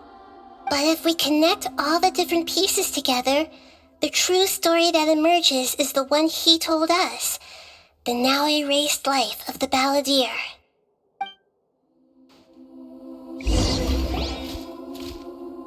There was once a lone monster draped in fox fur. The monster found a family of foxes, joined them, and they became friends. The monster lived with the family day and night, and everyone treated it as one of their own. Once in a while, the monster would take off its fox fur at night and lament to itself as it gazed at its reflection in the water. I am a monstrosity, yet they are too foolish to see it. I pity them. But the monster soon found solace when another came to live among the foxes who was not their kin. A kitten, carved from the wood of a white tree who had been abandoned by the humans. The kitten too wished to become a fox, but its tail was too slender and it could not grow a coat of richly colored fur.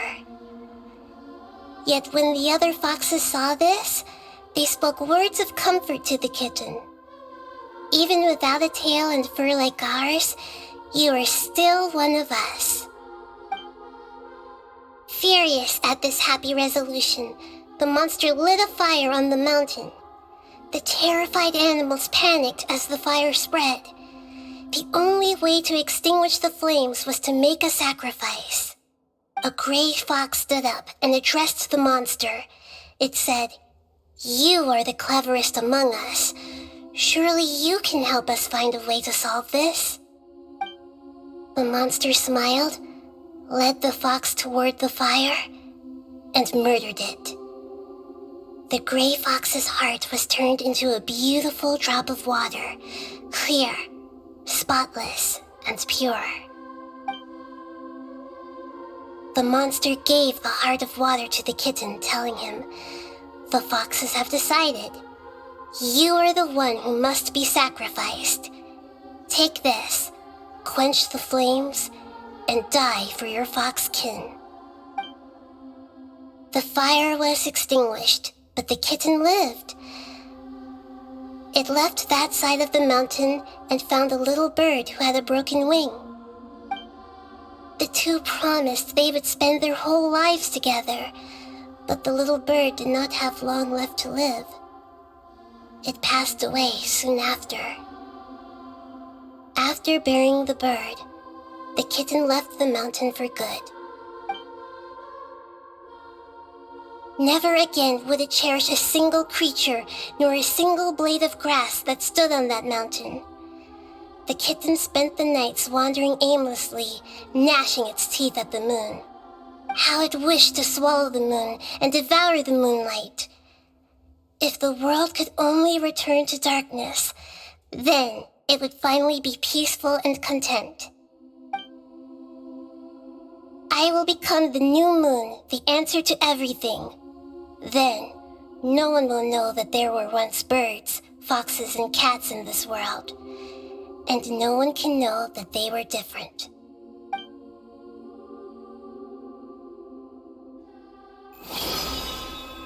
We solved it! I remember now. This is not just the Ballader story. It is his very own memories. I made a backup so that it would be preserved no matter what happened. To become a god, he was experimented on and modified countless times. It was brutal torture, and the only reason he was able to survive is that he was a puppet. This memory was extracted from him by the scholars. Presumably, they kept it to have something to defend themselves with. Creating a deity was just the first step. Some of them wanted to be able to control it. That's why they backed up his memory for later use. I buried it deep inside one of my own dreams, and then hid it inside an allegorical story so that it wouldn't be altered. It's hard to believe that this person really existed, let alone that he tried to get rid of us on more than one occasion. Paimon has no memory of him at all. He completely vanished like a puff of smoke. The Ballader agreed to help me look for information about the Descenders, and although he was unsuccessful, he still helped you. Before he vanished, he confirmed an important detail, that Conria was where your twin first came into this world. We still don't know how the change to Irminsul will affect the senior ranks of the Fatui, but in all likelihood, they won't even remember their own Harbinger.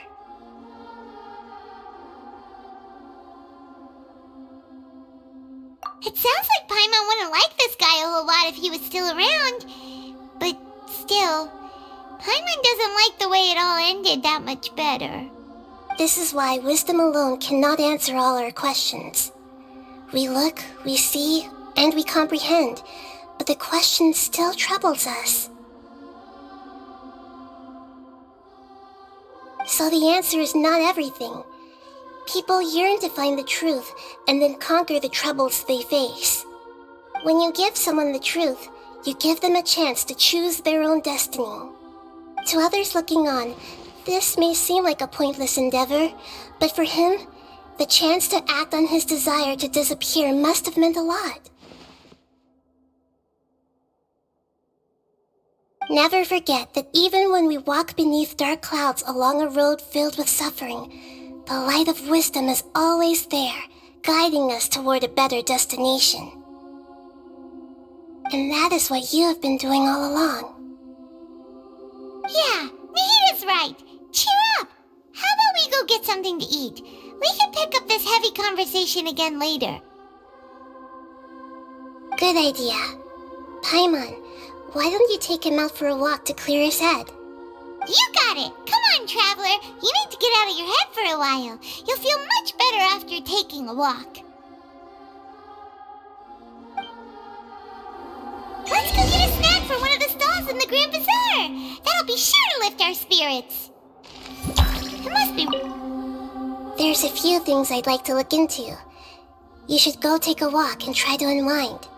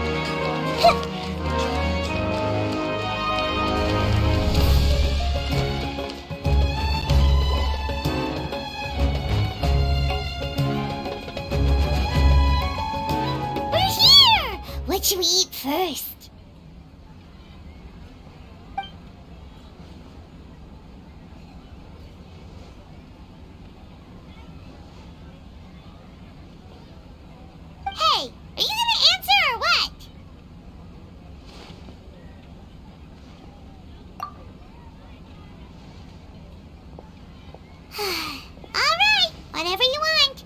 Well, Paimon will be right here when you figured stuff out. Then we can get something to eat.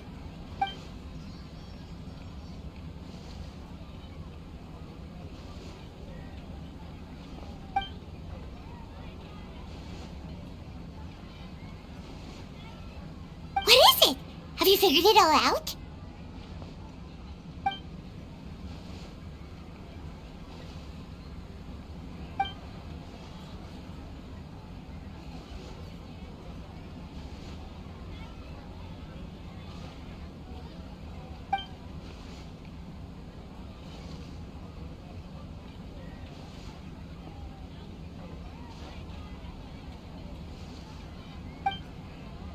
Why'd you jump up all of a sudden?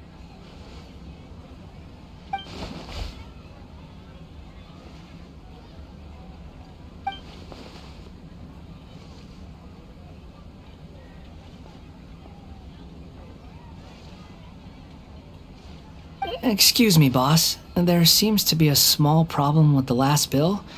Look, here.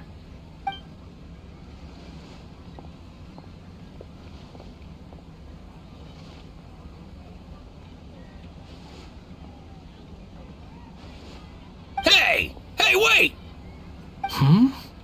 You mean me? No, not you. That kid! Didn't you see? Little rascal grabbed my last 2 fresh Sunsetias and ran off. Look, if you're gonna help out here, you can't keep spacing out, okay? What is it? Work's too boring for you? Or has the big city got too many distractions? I wasn't paying close enough attention. Sorry, boss. I think you're right. Maybe it's the city. It's so exciting. It can be hard to focus. Who's that guy? You know him or something? He's who? You're a strange one, kiddo. You say you don't want any money for helping out here, and then when I actually give you some work to do, you keep letting yourself get distracted. I don't want to take advantage, so I'm happy to pay you what I'd pay anyone else. But if you keep acting like this, pretty soon I won't be able to afford to. No, please. I mean it. You don't need to pay me anything.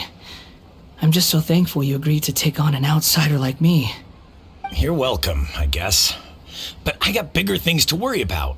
Look, we're all out of Sunsetias, and I promised the lady down the street I'd deliver a fruit bowl this evening.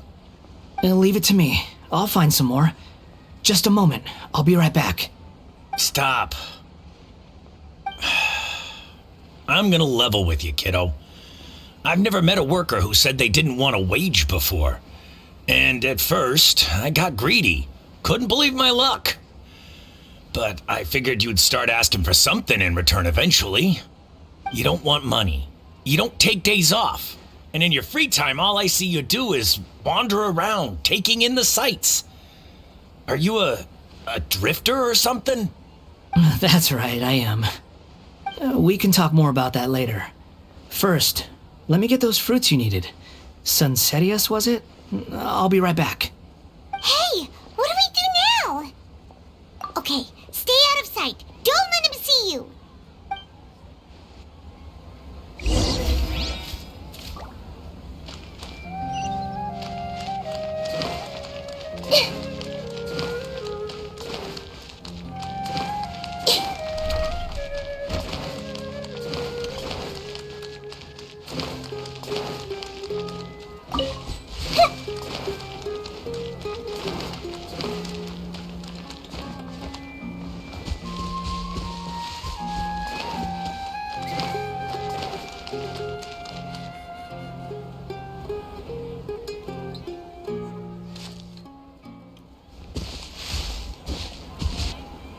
Yeah, this'll do. Even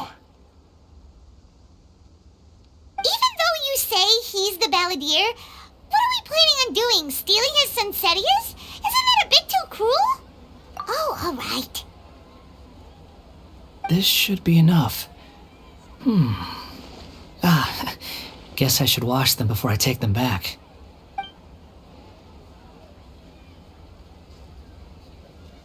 Huh?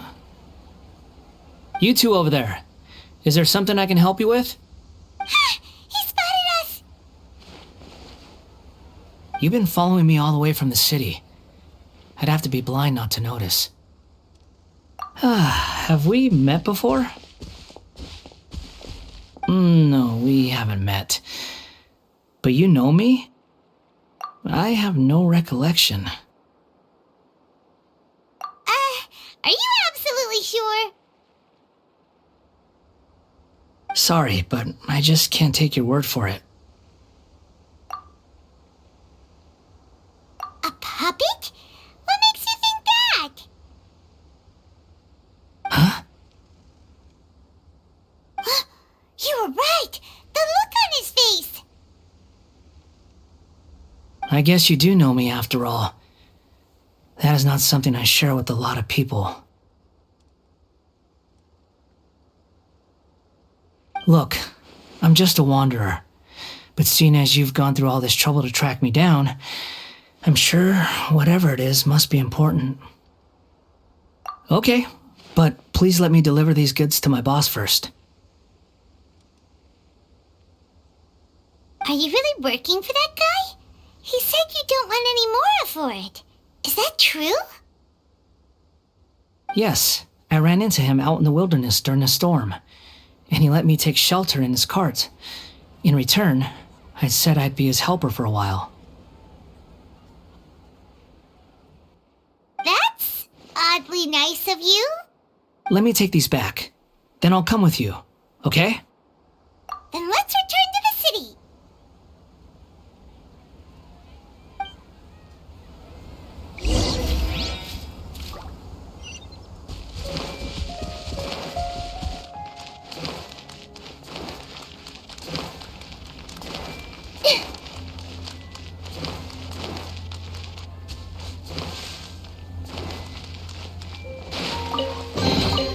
I wonder who this gift could be from.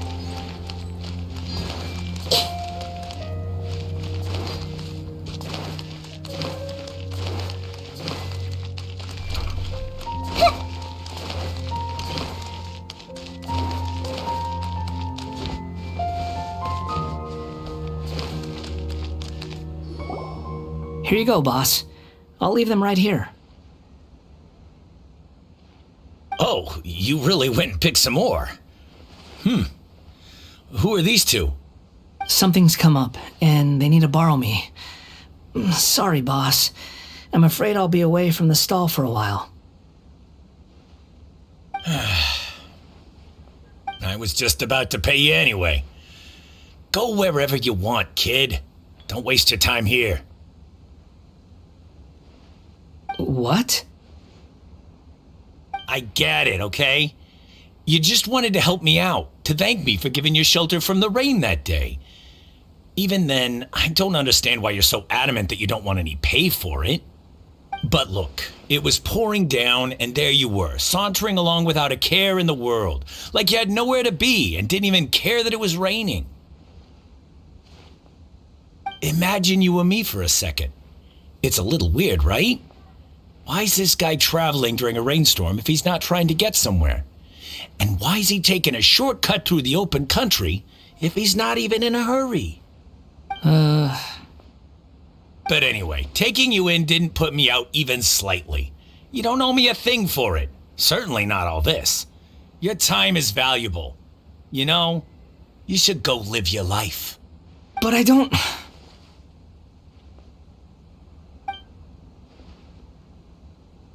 No, you're right.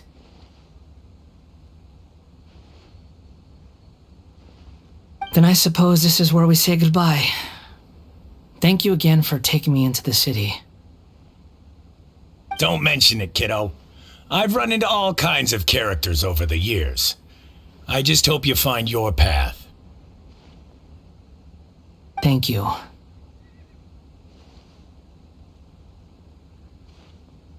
All right, done. Thanks for waiting for me. We can go now.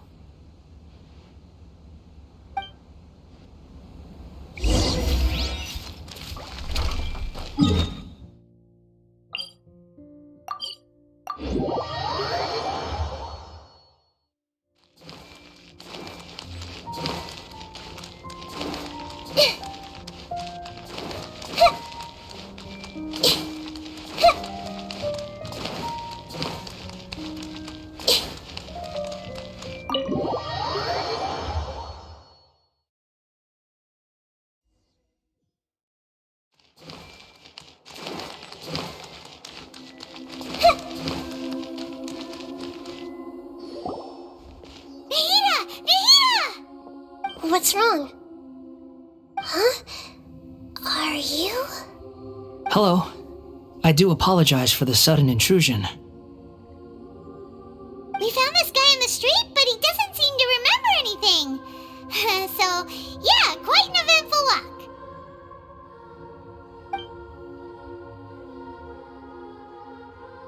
You say that you are trekking across Teyvat to train yourself.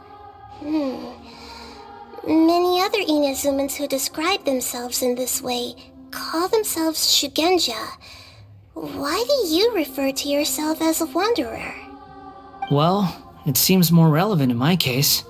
To me, it sounds like a plant with no roots.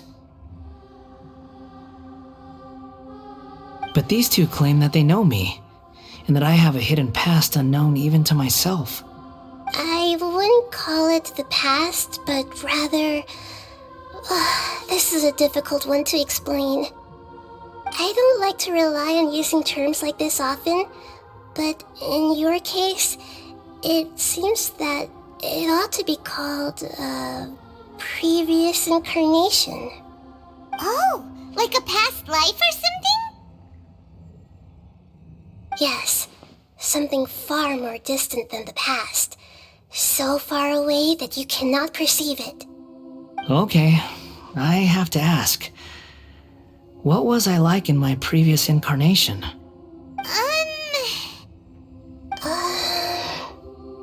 Oh, okay. I see. You want to tell me, but you can't bring yourselves to say it. Looks like I didn't have the most wonderful existence in my previous incarnation. If it's that difficult to talk about, I have no doubt it will be just as difficult to hear, but I'll be able to handle it. Please, tell me the truth. Is truth something you care a lot about? Yes. Then I'll be straight with you.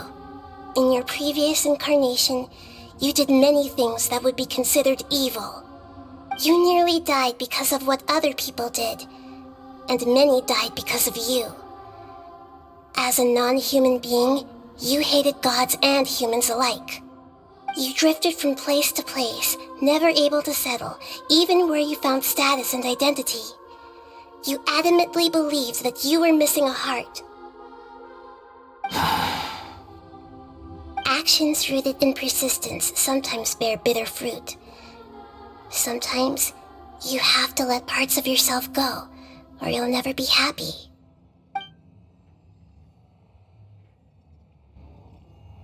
I gave everything I had, but it barely changed history at all. In terms of the outcome alone, that's true. I don't think I can judge everything I've heard purely in terms of right and wrong. Each choice a person makes belongs to a specific place and time, a chain of cause and effect, a cycle of karma and consequence. That is the nature of truth. If one thing is right, its opposite must be wrong. And yet, dichotomies like this are not enough to explain the world in all of its complexity. It seems like my previous incarnation wasn't the most likable individual. We're not trying to hurt your feelings or anything, but yeah, we weren't your biggest fans. If we were enemies, why are you trying to help me find the truth? This is so frustrating! This guy's supposed to be our arch enemy, but now he's just some random stranger we met on the street! He's got so much to answer for, but we can't make him talk because he doesn't remember anything. What a weird situation. Lesser Lord Kusanali, as the god of wisdom, I trust that everything you told me must be true. Yes, it's all true. I can even show you the memories themselves, if you're willing. Please, I want to see them for myself. I want to experience my own transgressions.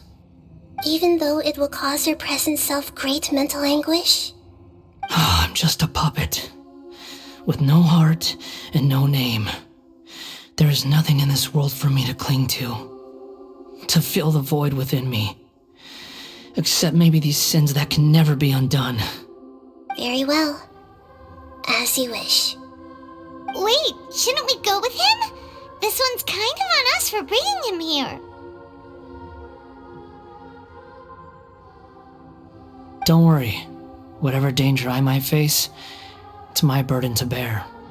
Traveler, could I ask you to supervise him on my behalf? Oh, good point. Given your, unique situation, we'd better keep an eye on you. Understood. Thank you. Now, prepare yourselves, everyone.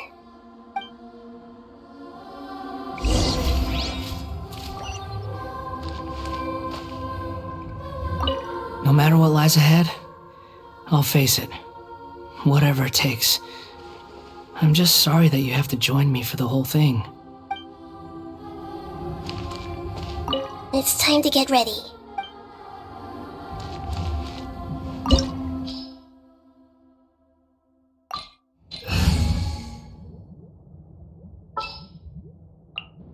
Chivalry will never die.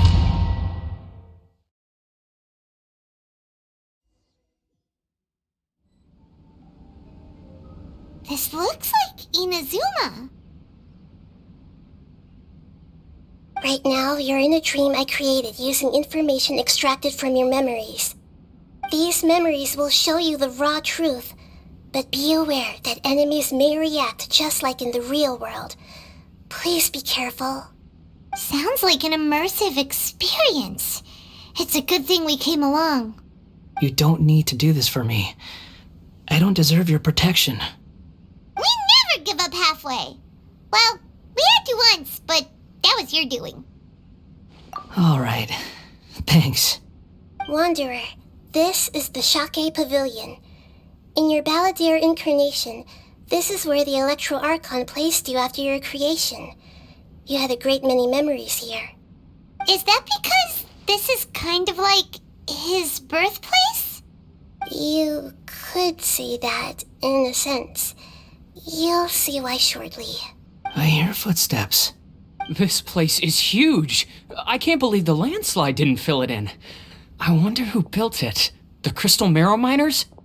No, there's no way.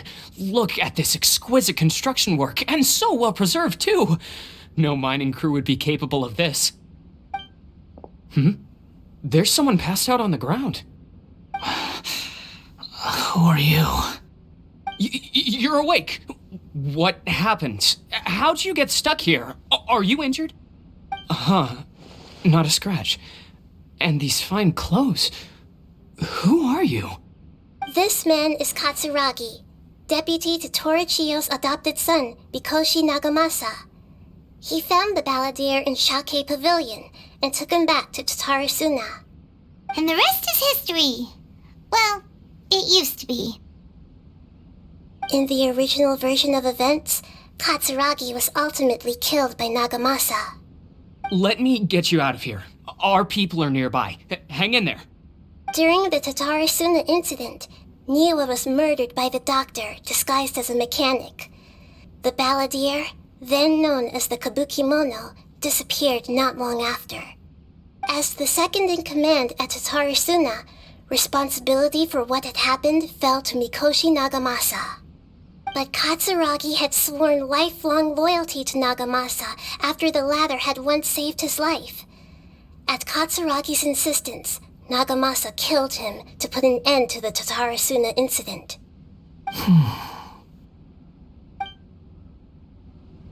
Katsuragi seems like he was a good guy. He looks like a warrior, but he has a kind face. Why couldn't he live a long and happy life?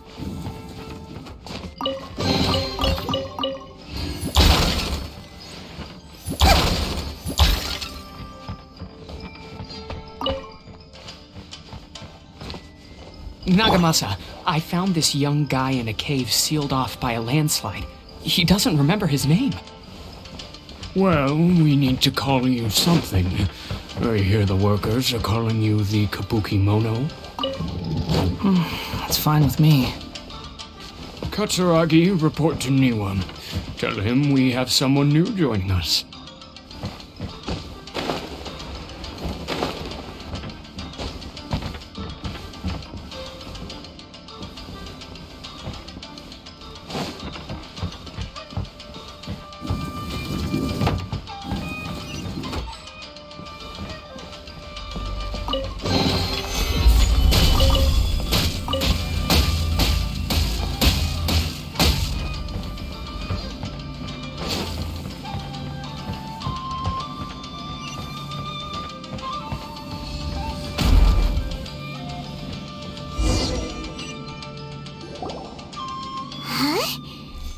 we doing back here? Whoa, this is where you were born? It's pretty, but there's nobody here. I was abandoned, like you. I lived here for a while at first, but there's nothing for us here.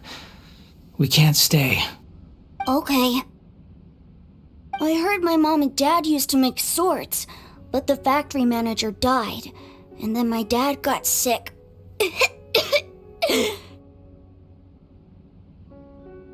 He kept coughing all the time, just like me. Then Mom started coughing too. But you can't. You promised me. Yup, we're family now. We're gonna be together forever and ever. This child didn't have a name. Or rather, the Ballader didn't know what to call him. His father died before he could name him. After his mother died, the child stayed in their straw hut alone. Some of the neighbors helped to raise him. After leaving Tatarusana, the Ballader ran into this child who didn't have a name, just like him. They made a promise to live together. What happened to the child then? He died from his illness while he was still very young. The Ballader came home one day and found that he had stopped breathing. Hey! What's wrong? Say something! You promised me we could be family! You're no different from Niwa and all the others. You betrayed me too.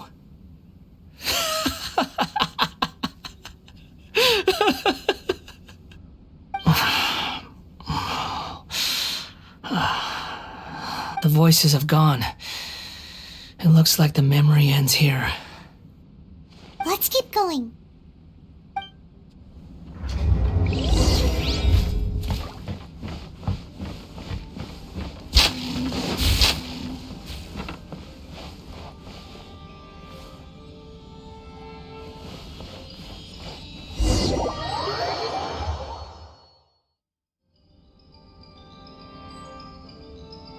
You do realize you're blocking my path. I come not to obstruct you. I've been waiting.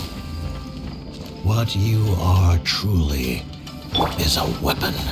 One that could be wielded with an iron will. Or you could continue to try. Are you trying to win me over? The long-fated rebellion has begun.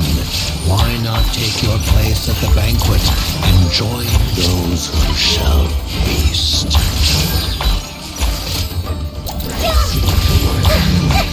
So quiet. Well, this is order. Share my knowledge. No, my sword! There is no escape! Can't run! That's bringing a sweat!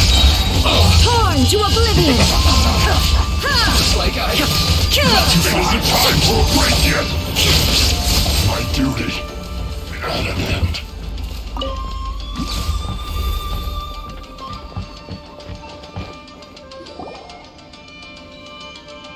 This place is dark. Paimon knows this place. It's the delusion factory in Inazuma.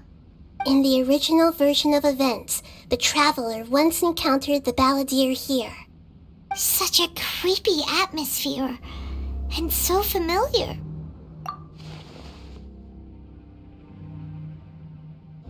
Hey, look over there! Well, well, my fair lady. Is this rundown factory and these incompetent fools all for me? Wow. You shouldn't have. Huh. What do you have to gain from belittling your subordinates? You might not want to admit it, but you are a part of this plan. Perhaps you find fighting in the abyss to be a more meaningful use of your time?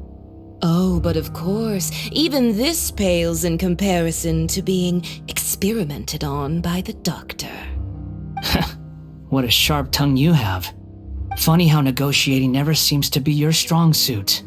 For the task ahead, I suggest you keep your true feelings to yourself. Save your breath. I know what I have to do. I'm sure you think so, but I still think you need to hear it. Don't start thinking you're invincible, and don't let your emotions get in the way. Surely you're not worried about me. I just can't have you getting in my way. You and Child never fail to find ways to complicate things. I'm merely lighting a little fire in this chaotic nation. But you, being tossed out like trash, must make you want to destroy it completely. Do you remember the last time you were here? That was a lot of swordsmiths you killed. I'm sure the descendants of the Raiden Gokaden are still suffering the consequences now. Look at you. Oh, don't get so sentimental. Now, give that poor little tongue of yours a rest and stop pretending like you're above everyone else. Bye then. See you at the victory feast. Poor little tongue? She's playing with fire talking to me like that. Who does she think she is? Forget it. Someone might find me here any minute now. I should prepare to give them a warm welcome.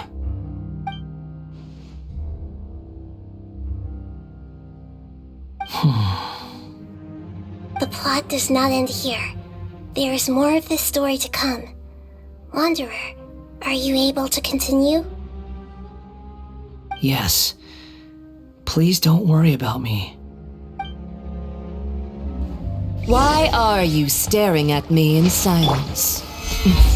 Can't you think of a nicer way to express yourself? I'm under no obligation to be nice to you. Besides, I thought nothing mattered to you except results in your own interests. Isn't that right, witch?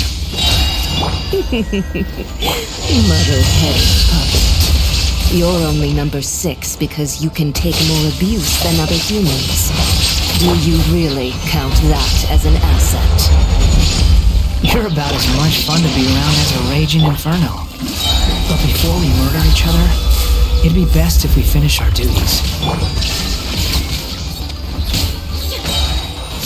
On to oblivion! Can't run from danger.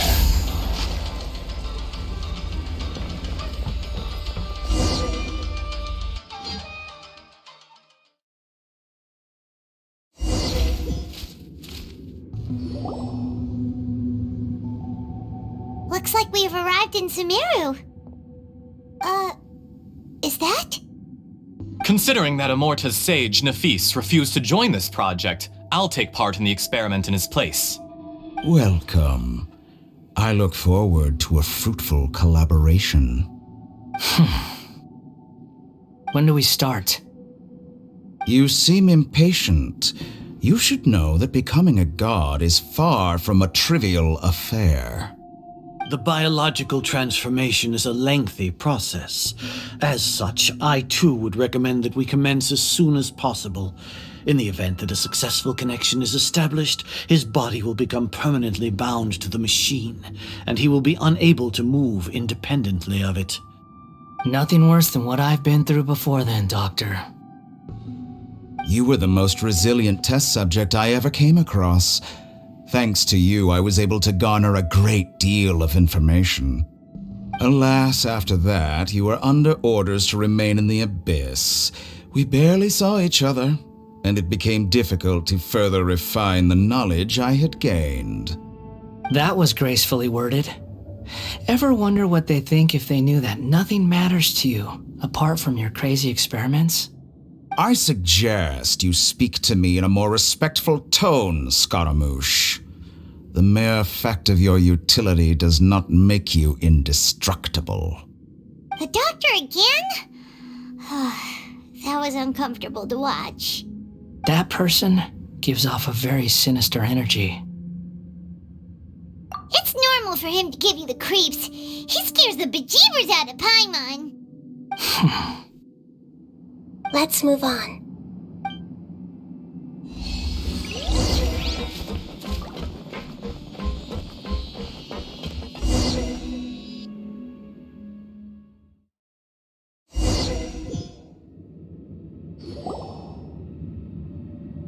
You're a god. Do you think I'm evil? If you accept that he is you, just as you are you, then yes, you are evil. In your eyes, are there any differences between humans and puppets?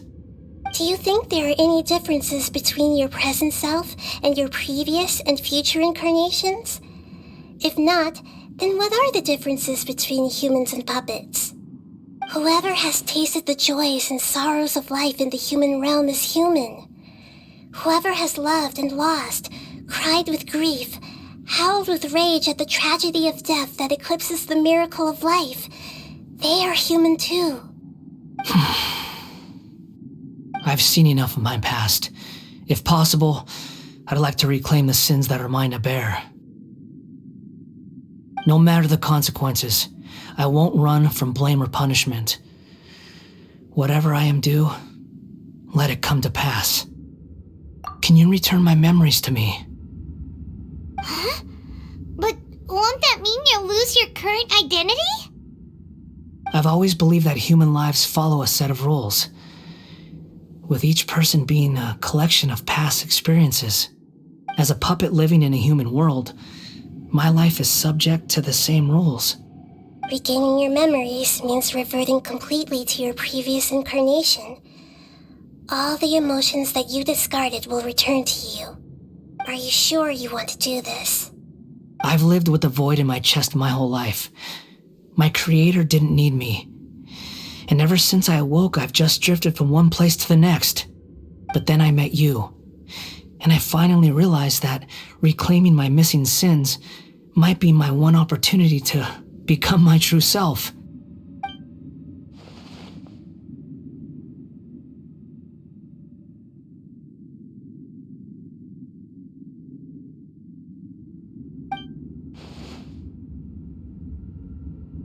I've always felt I have an innate tendency to yearn for something more, in a way that goes deeper than for most people.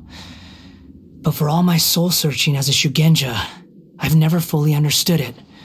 Looking at it now, it seems that I brought this curse upon myself. So I beg you, grant me this opportunity to gain a purpose, to change my destiny, and end my wandering. Very well. Since your mind is made up, I will return to you that which is yours.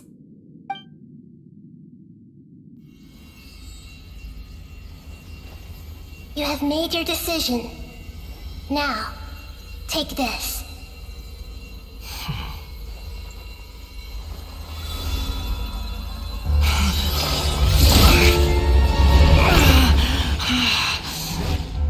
Set him free. A puppet? What's he doing here? You're a human as far as I'm concerned. Everyone's here. Wonderful. What a fine blade. Nagamasa will be thrilled. This is my...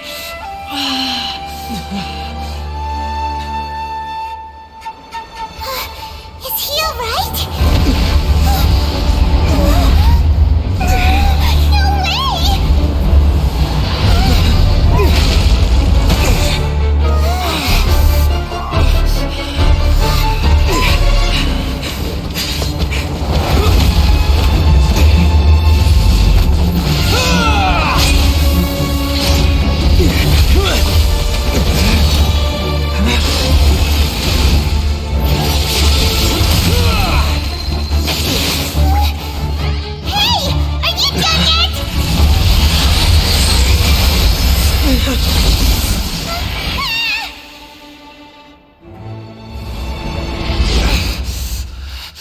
All worthless dross will be purged. That's why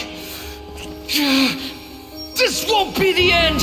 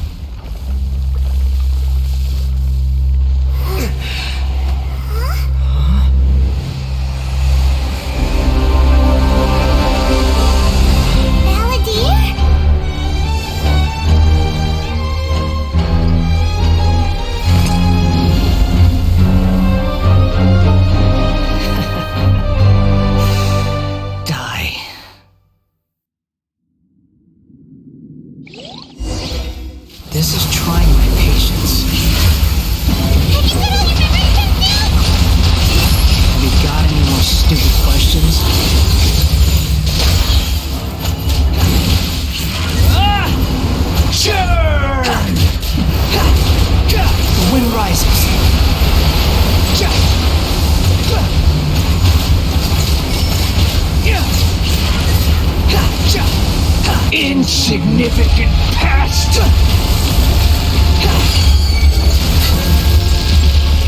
Behold!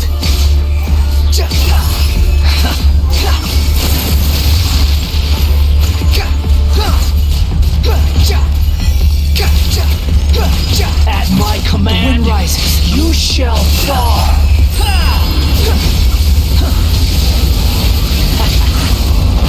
That's far enough. Insignificant past! Cry louder. Squall and fury.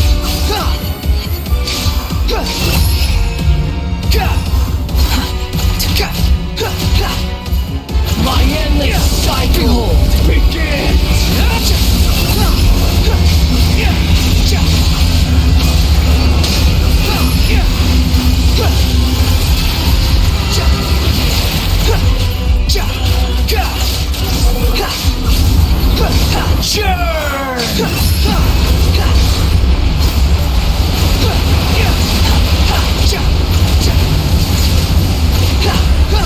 The wind rises. Feeble human.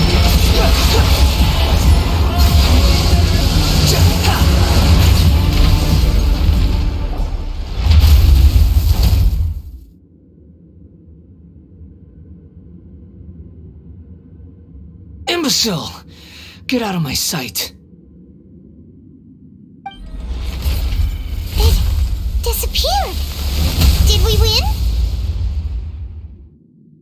What did you expect? I'd never lose to that. There's that tone of voice again. You're definitely back to your old self. Wait, but it was you inside that thing too. What have you got to be smug about? Sorry. I'm harsh on myself and everyone else. Just the way I am.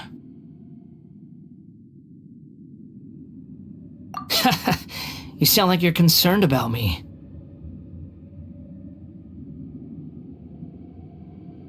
But don't worry. Thanks to you, even if I didn't change a thing, at least I now know the truth. The memory recovery seems to have been a success. This dream has served its purpose. Come on. Let's continue this outside.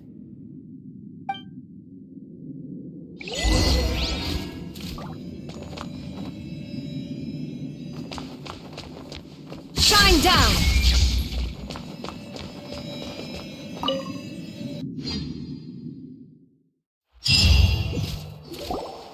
Welcome back, Traveler, Paimon, Ballader.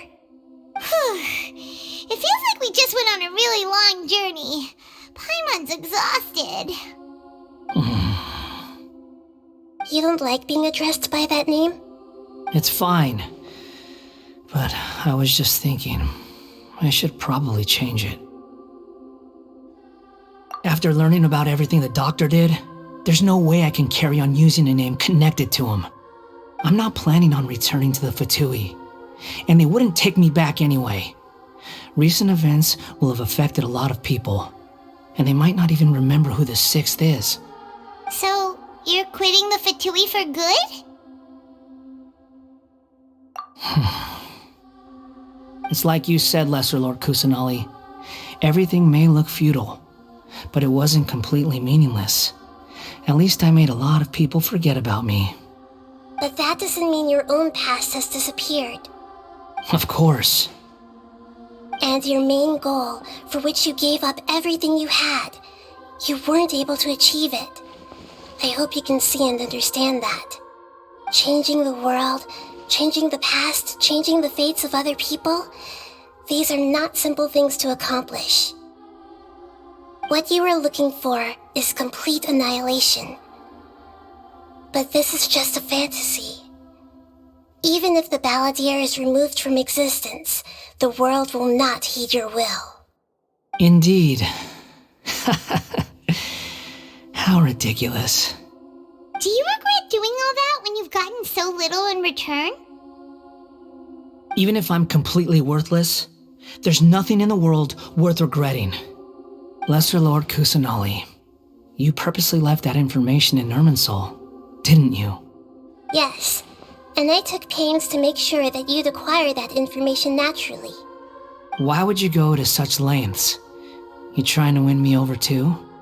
In all honesty, your past experiences have made you a useful asset to Sumeru and to me. Winning you over was indeed a part of my plan. But before that, I wanted to tell you the truth about your past. If all I wanted to do was use you, then I'd be no different from the doctor. Very clever. I guess you could say that's one of my virtues. Utility to others is what gives me worth. So if embracing my sins is what it takes to make me useful again, so be it. Oh right, I almost forgot. You're the good guys. You're into justice and all that. Sorry if I have a slightly different perspective on things, but I don't feel like I've been duped. The wisest leaders are fated to end up with the best helpers. I can live with that. I'm glad you're able to think of it in that way. Traveler, in the future, I'll continue to search Irminsul more deeply and see what secrets can be uncovered, including the beginning of your twins' journey recorded in Irminsul.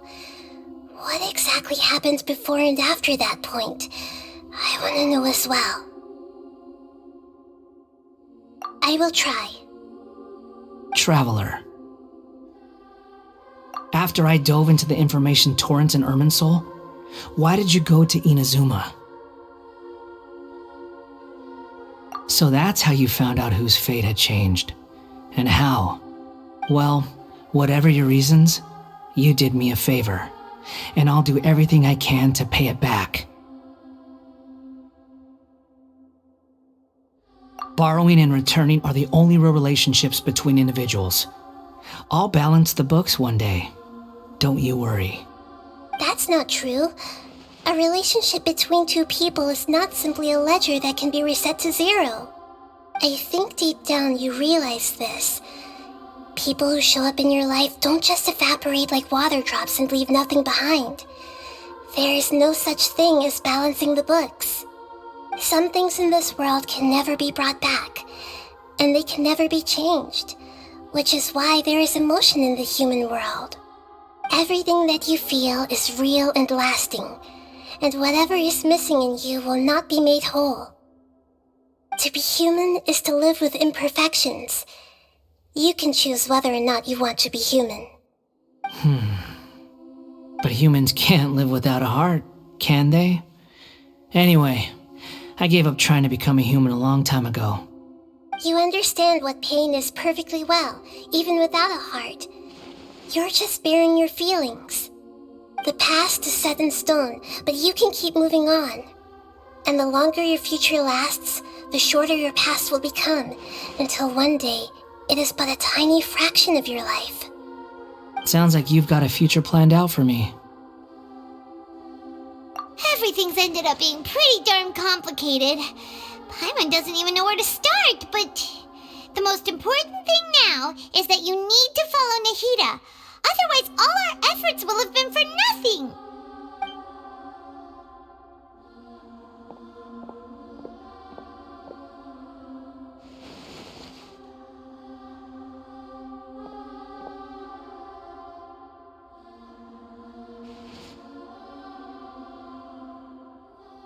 Then I guess I'll be helping you from behind the scenes from now on. I'm glad that you've accepted our proposal. Why don't you choose a new name to celebrate? Ooh! Paimon wants to pick an ugly nickname for you, too! Why? Because Paimon still doesn't like you that much. Then I hope we don't see much of each other in the future. A name is life's first gift. You didn't say it out loud, but I know that's what you're thinking. The Traveler and Paimon have helped you a lot. If you can't decide on a new name, maybe you can ask them for ideas. No, Paimon only does nicknames. If it's a serious name you're after, it's all yours.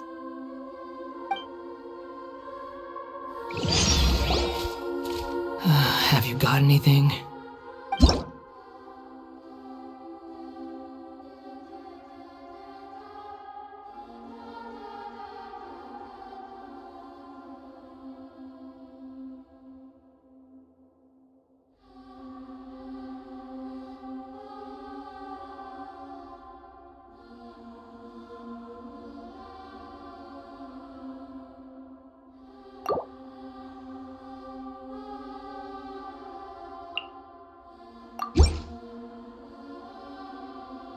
Are you sure?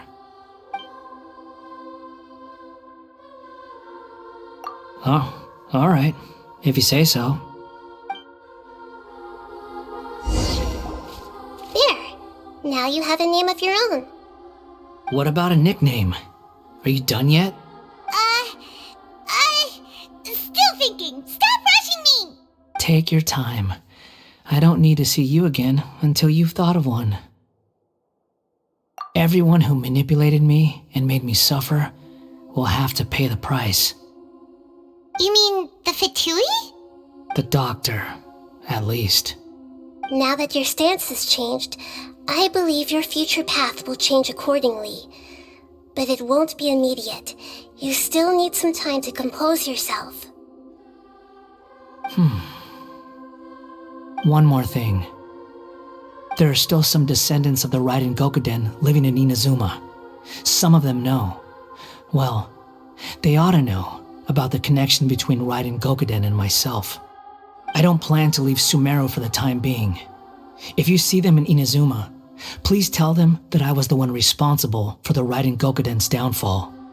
Even though the events have been erased from the world, they still deserve to know the truth. I see. That is up to you. Huh? But if we do that, then... It's fine. Let them stab their blades into my chest if they so desire. Maybe that's how it always should have been. What's that look for? Don't make that face. I know what I'm doing. That day will come. Alright, we're done here. Goodbye, wise deity. And you too. He's gone. What he went through today would have been like living an entire lifetime in an instant. He'll need some time to calm down. Yeah, true. But even so, after everything that's happened, he doesn't seem quite as fierce anymore. So we can finally go eat? Paimon is starving. Thank you both. I hope you will find somewhere nice to go and relax for a while.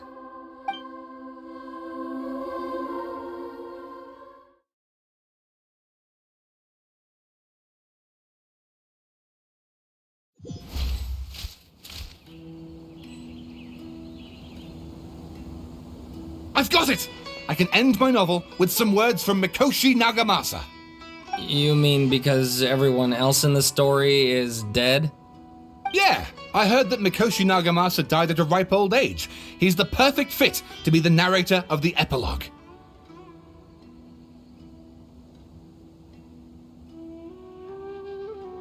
The dark clouds had dissipated, but they continued to cast their shadow in Mikoshi Nagamasa's mind for decades to come.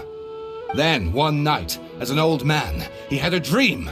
On the night when that prized blade, the Daitatara Nagamasa, was forged, the people rejoiced, and there was painting, dancing, and drinking. All these expressions of joy melted down in the furnace fire and turned into red clouds that rallied around the final sunrise that Mikoshi Nagamasa saw in his lifetime. Life is a story too long to be told, a journey that you must walk to behold.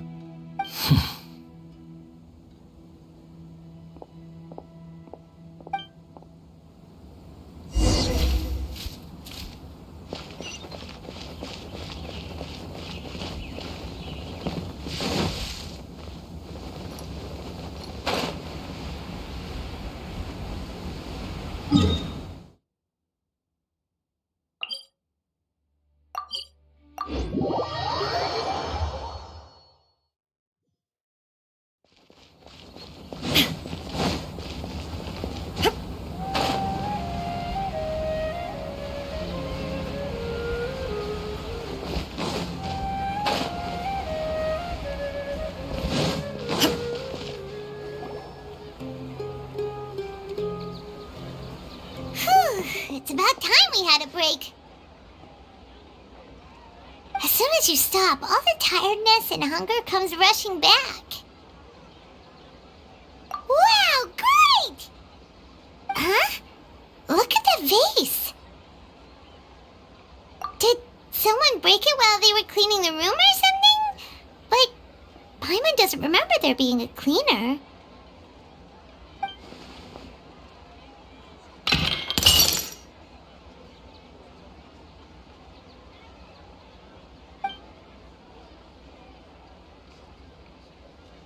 You sound lost and confused.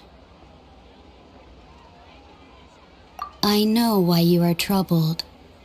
Any who knew of this would find their mind overwhelmed. Huh? Is there someone here talking to us? Unfortunately, the fate of Tevat cannot easily be changed.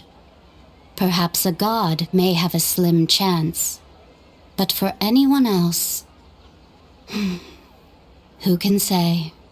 When a small animal runs into a tree trunk, though the tree may sway, it is not displaced. The same is true of fate, like a vase that falls to the ground. Whether it is broken by a cat or by a bird, the result is still a broken vase, is it not? Who are you? How do you know about all this? History does not change easily, but human hearts can. Believe your own eyes. Only that which you see is true. What is unseen is but an illusion. The voice has disappeared. And who the heck was that? And what were they doing coming out of nowhere and saying all that scary stuff?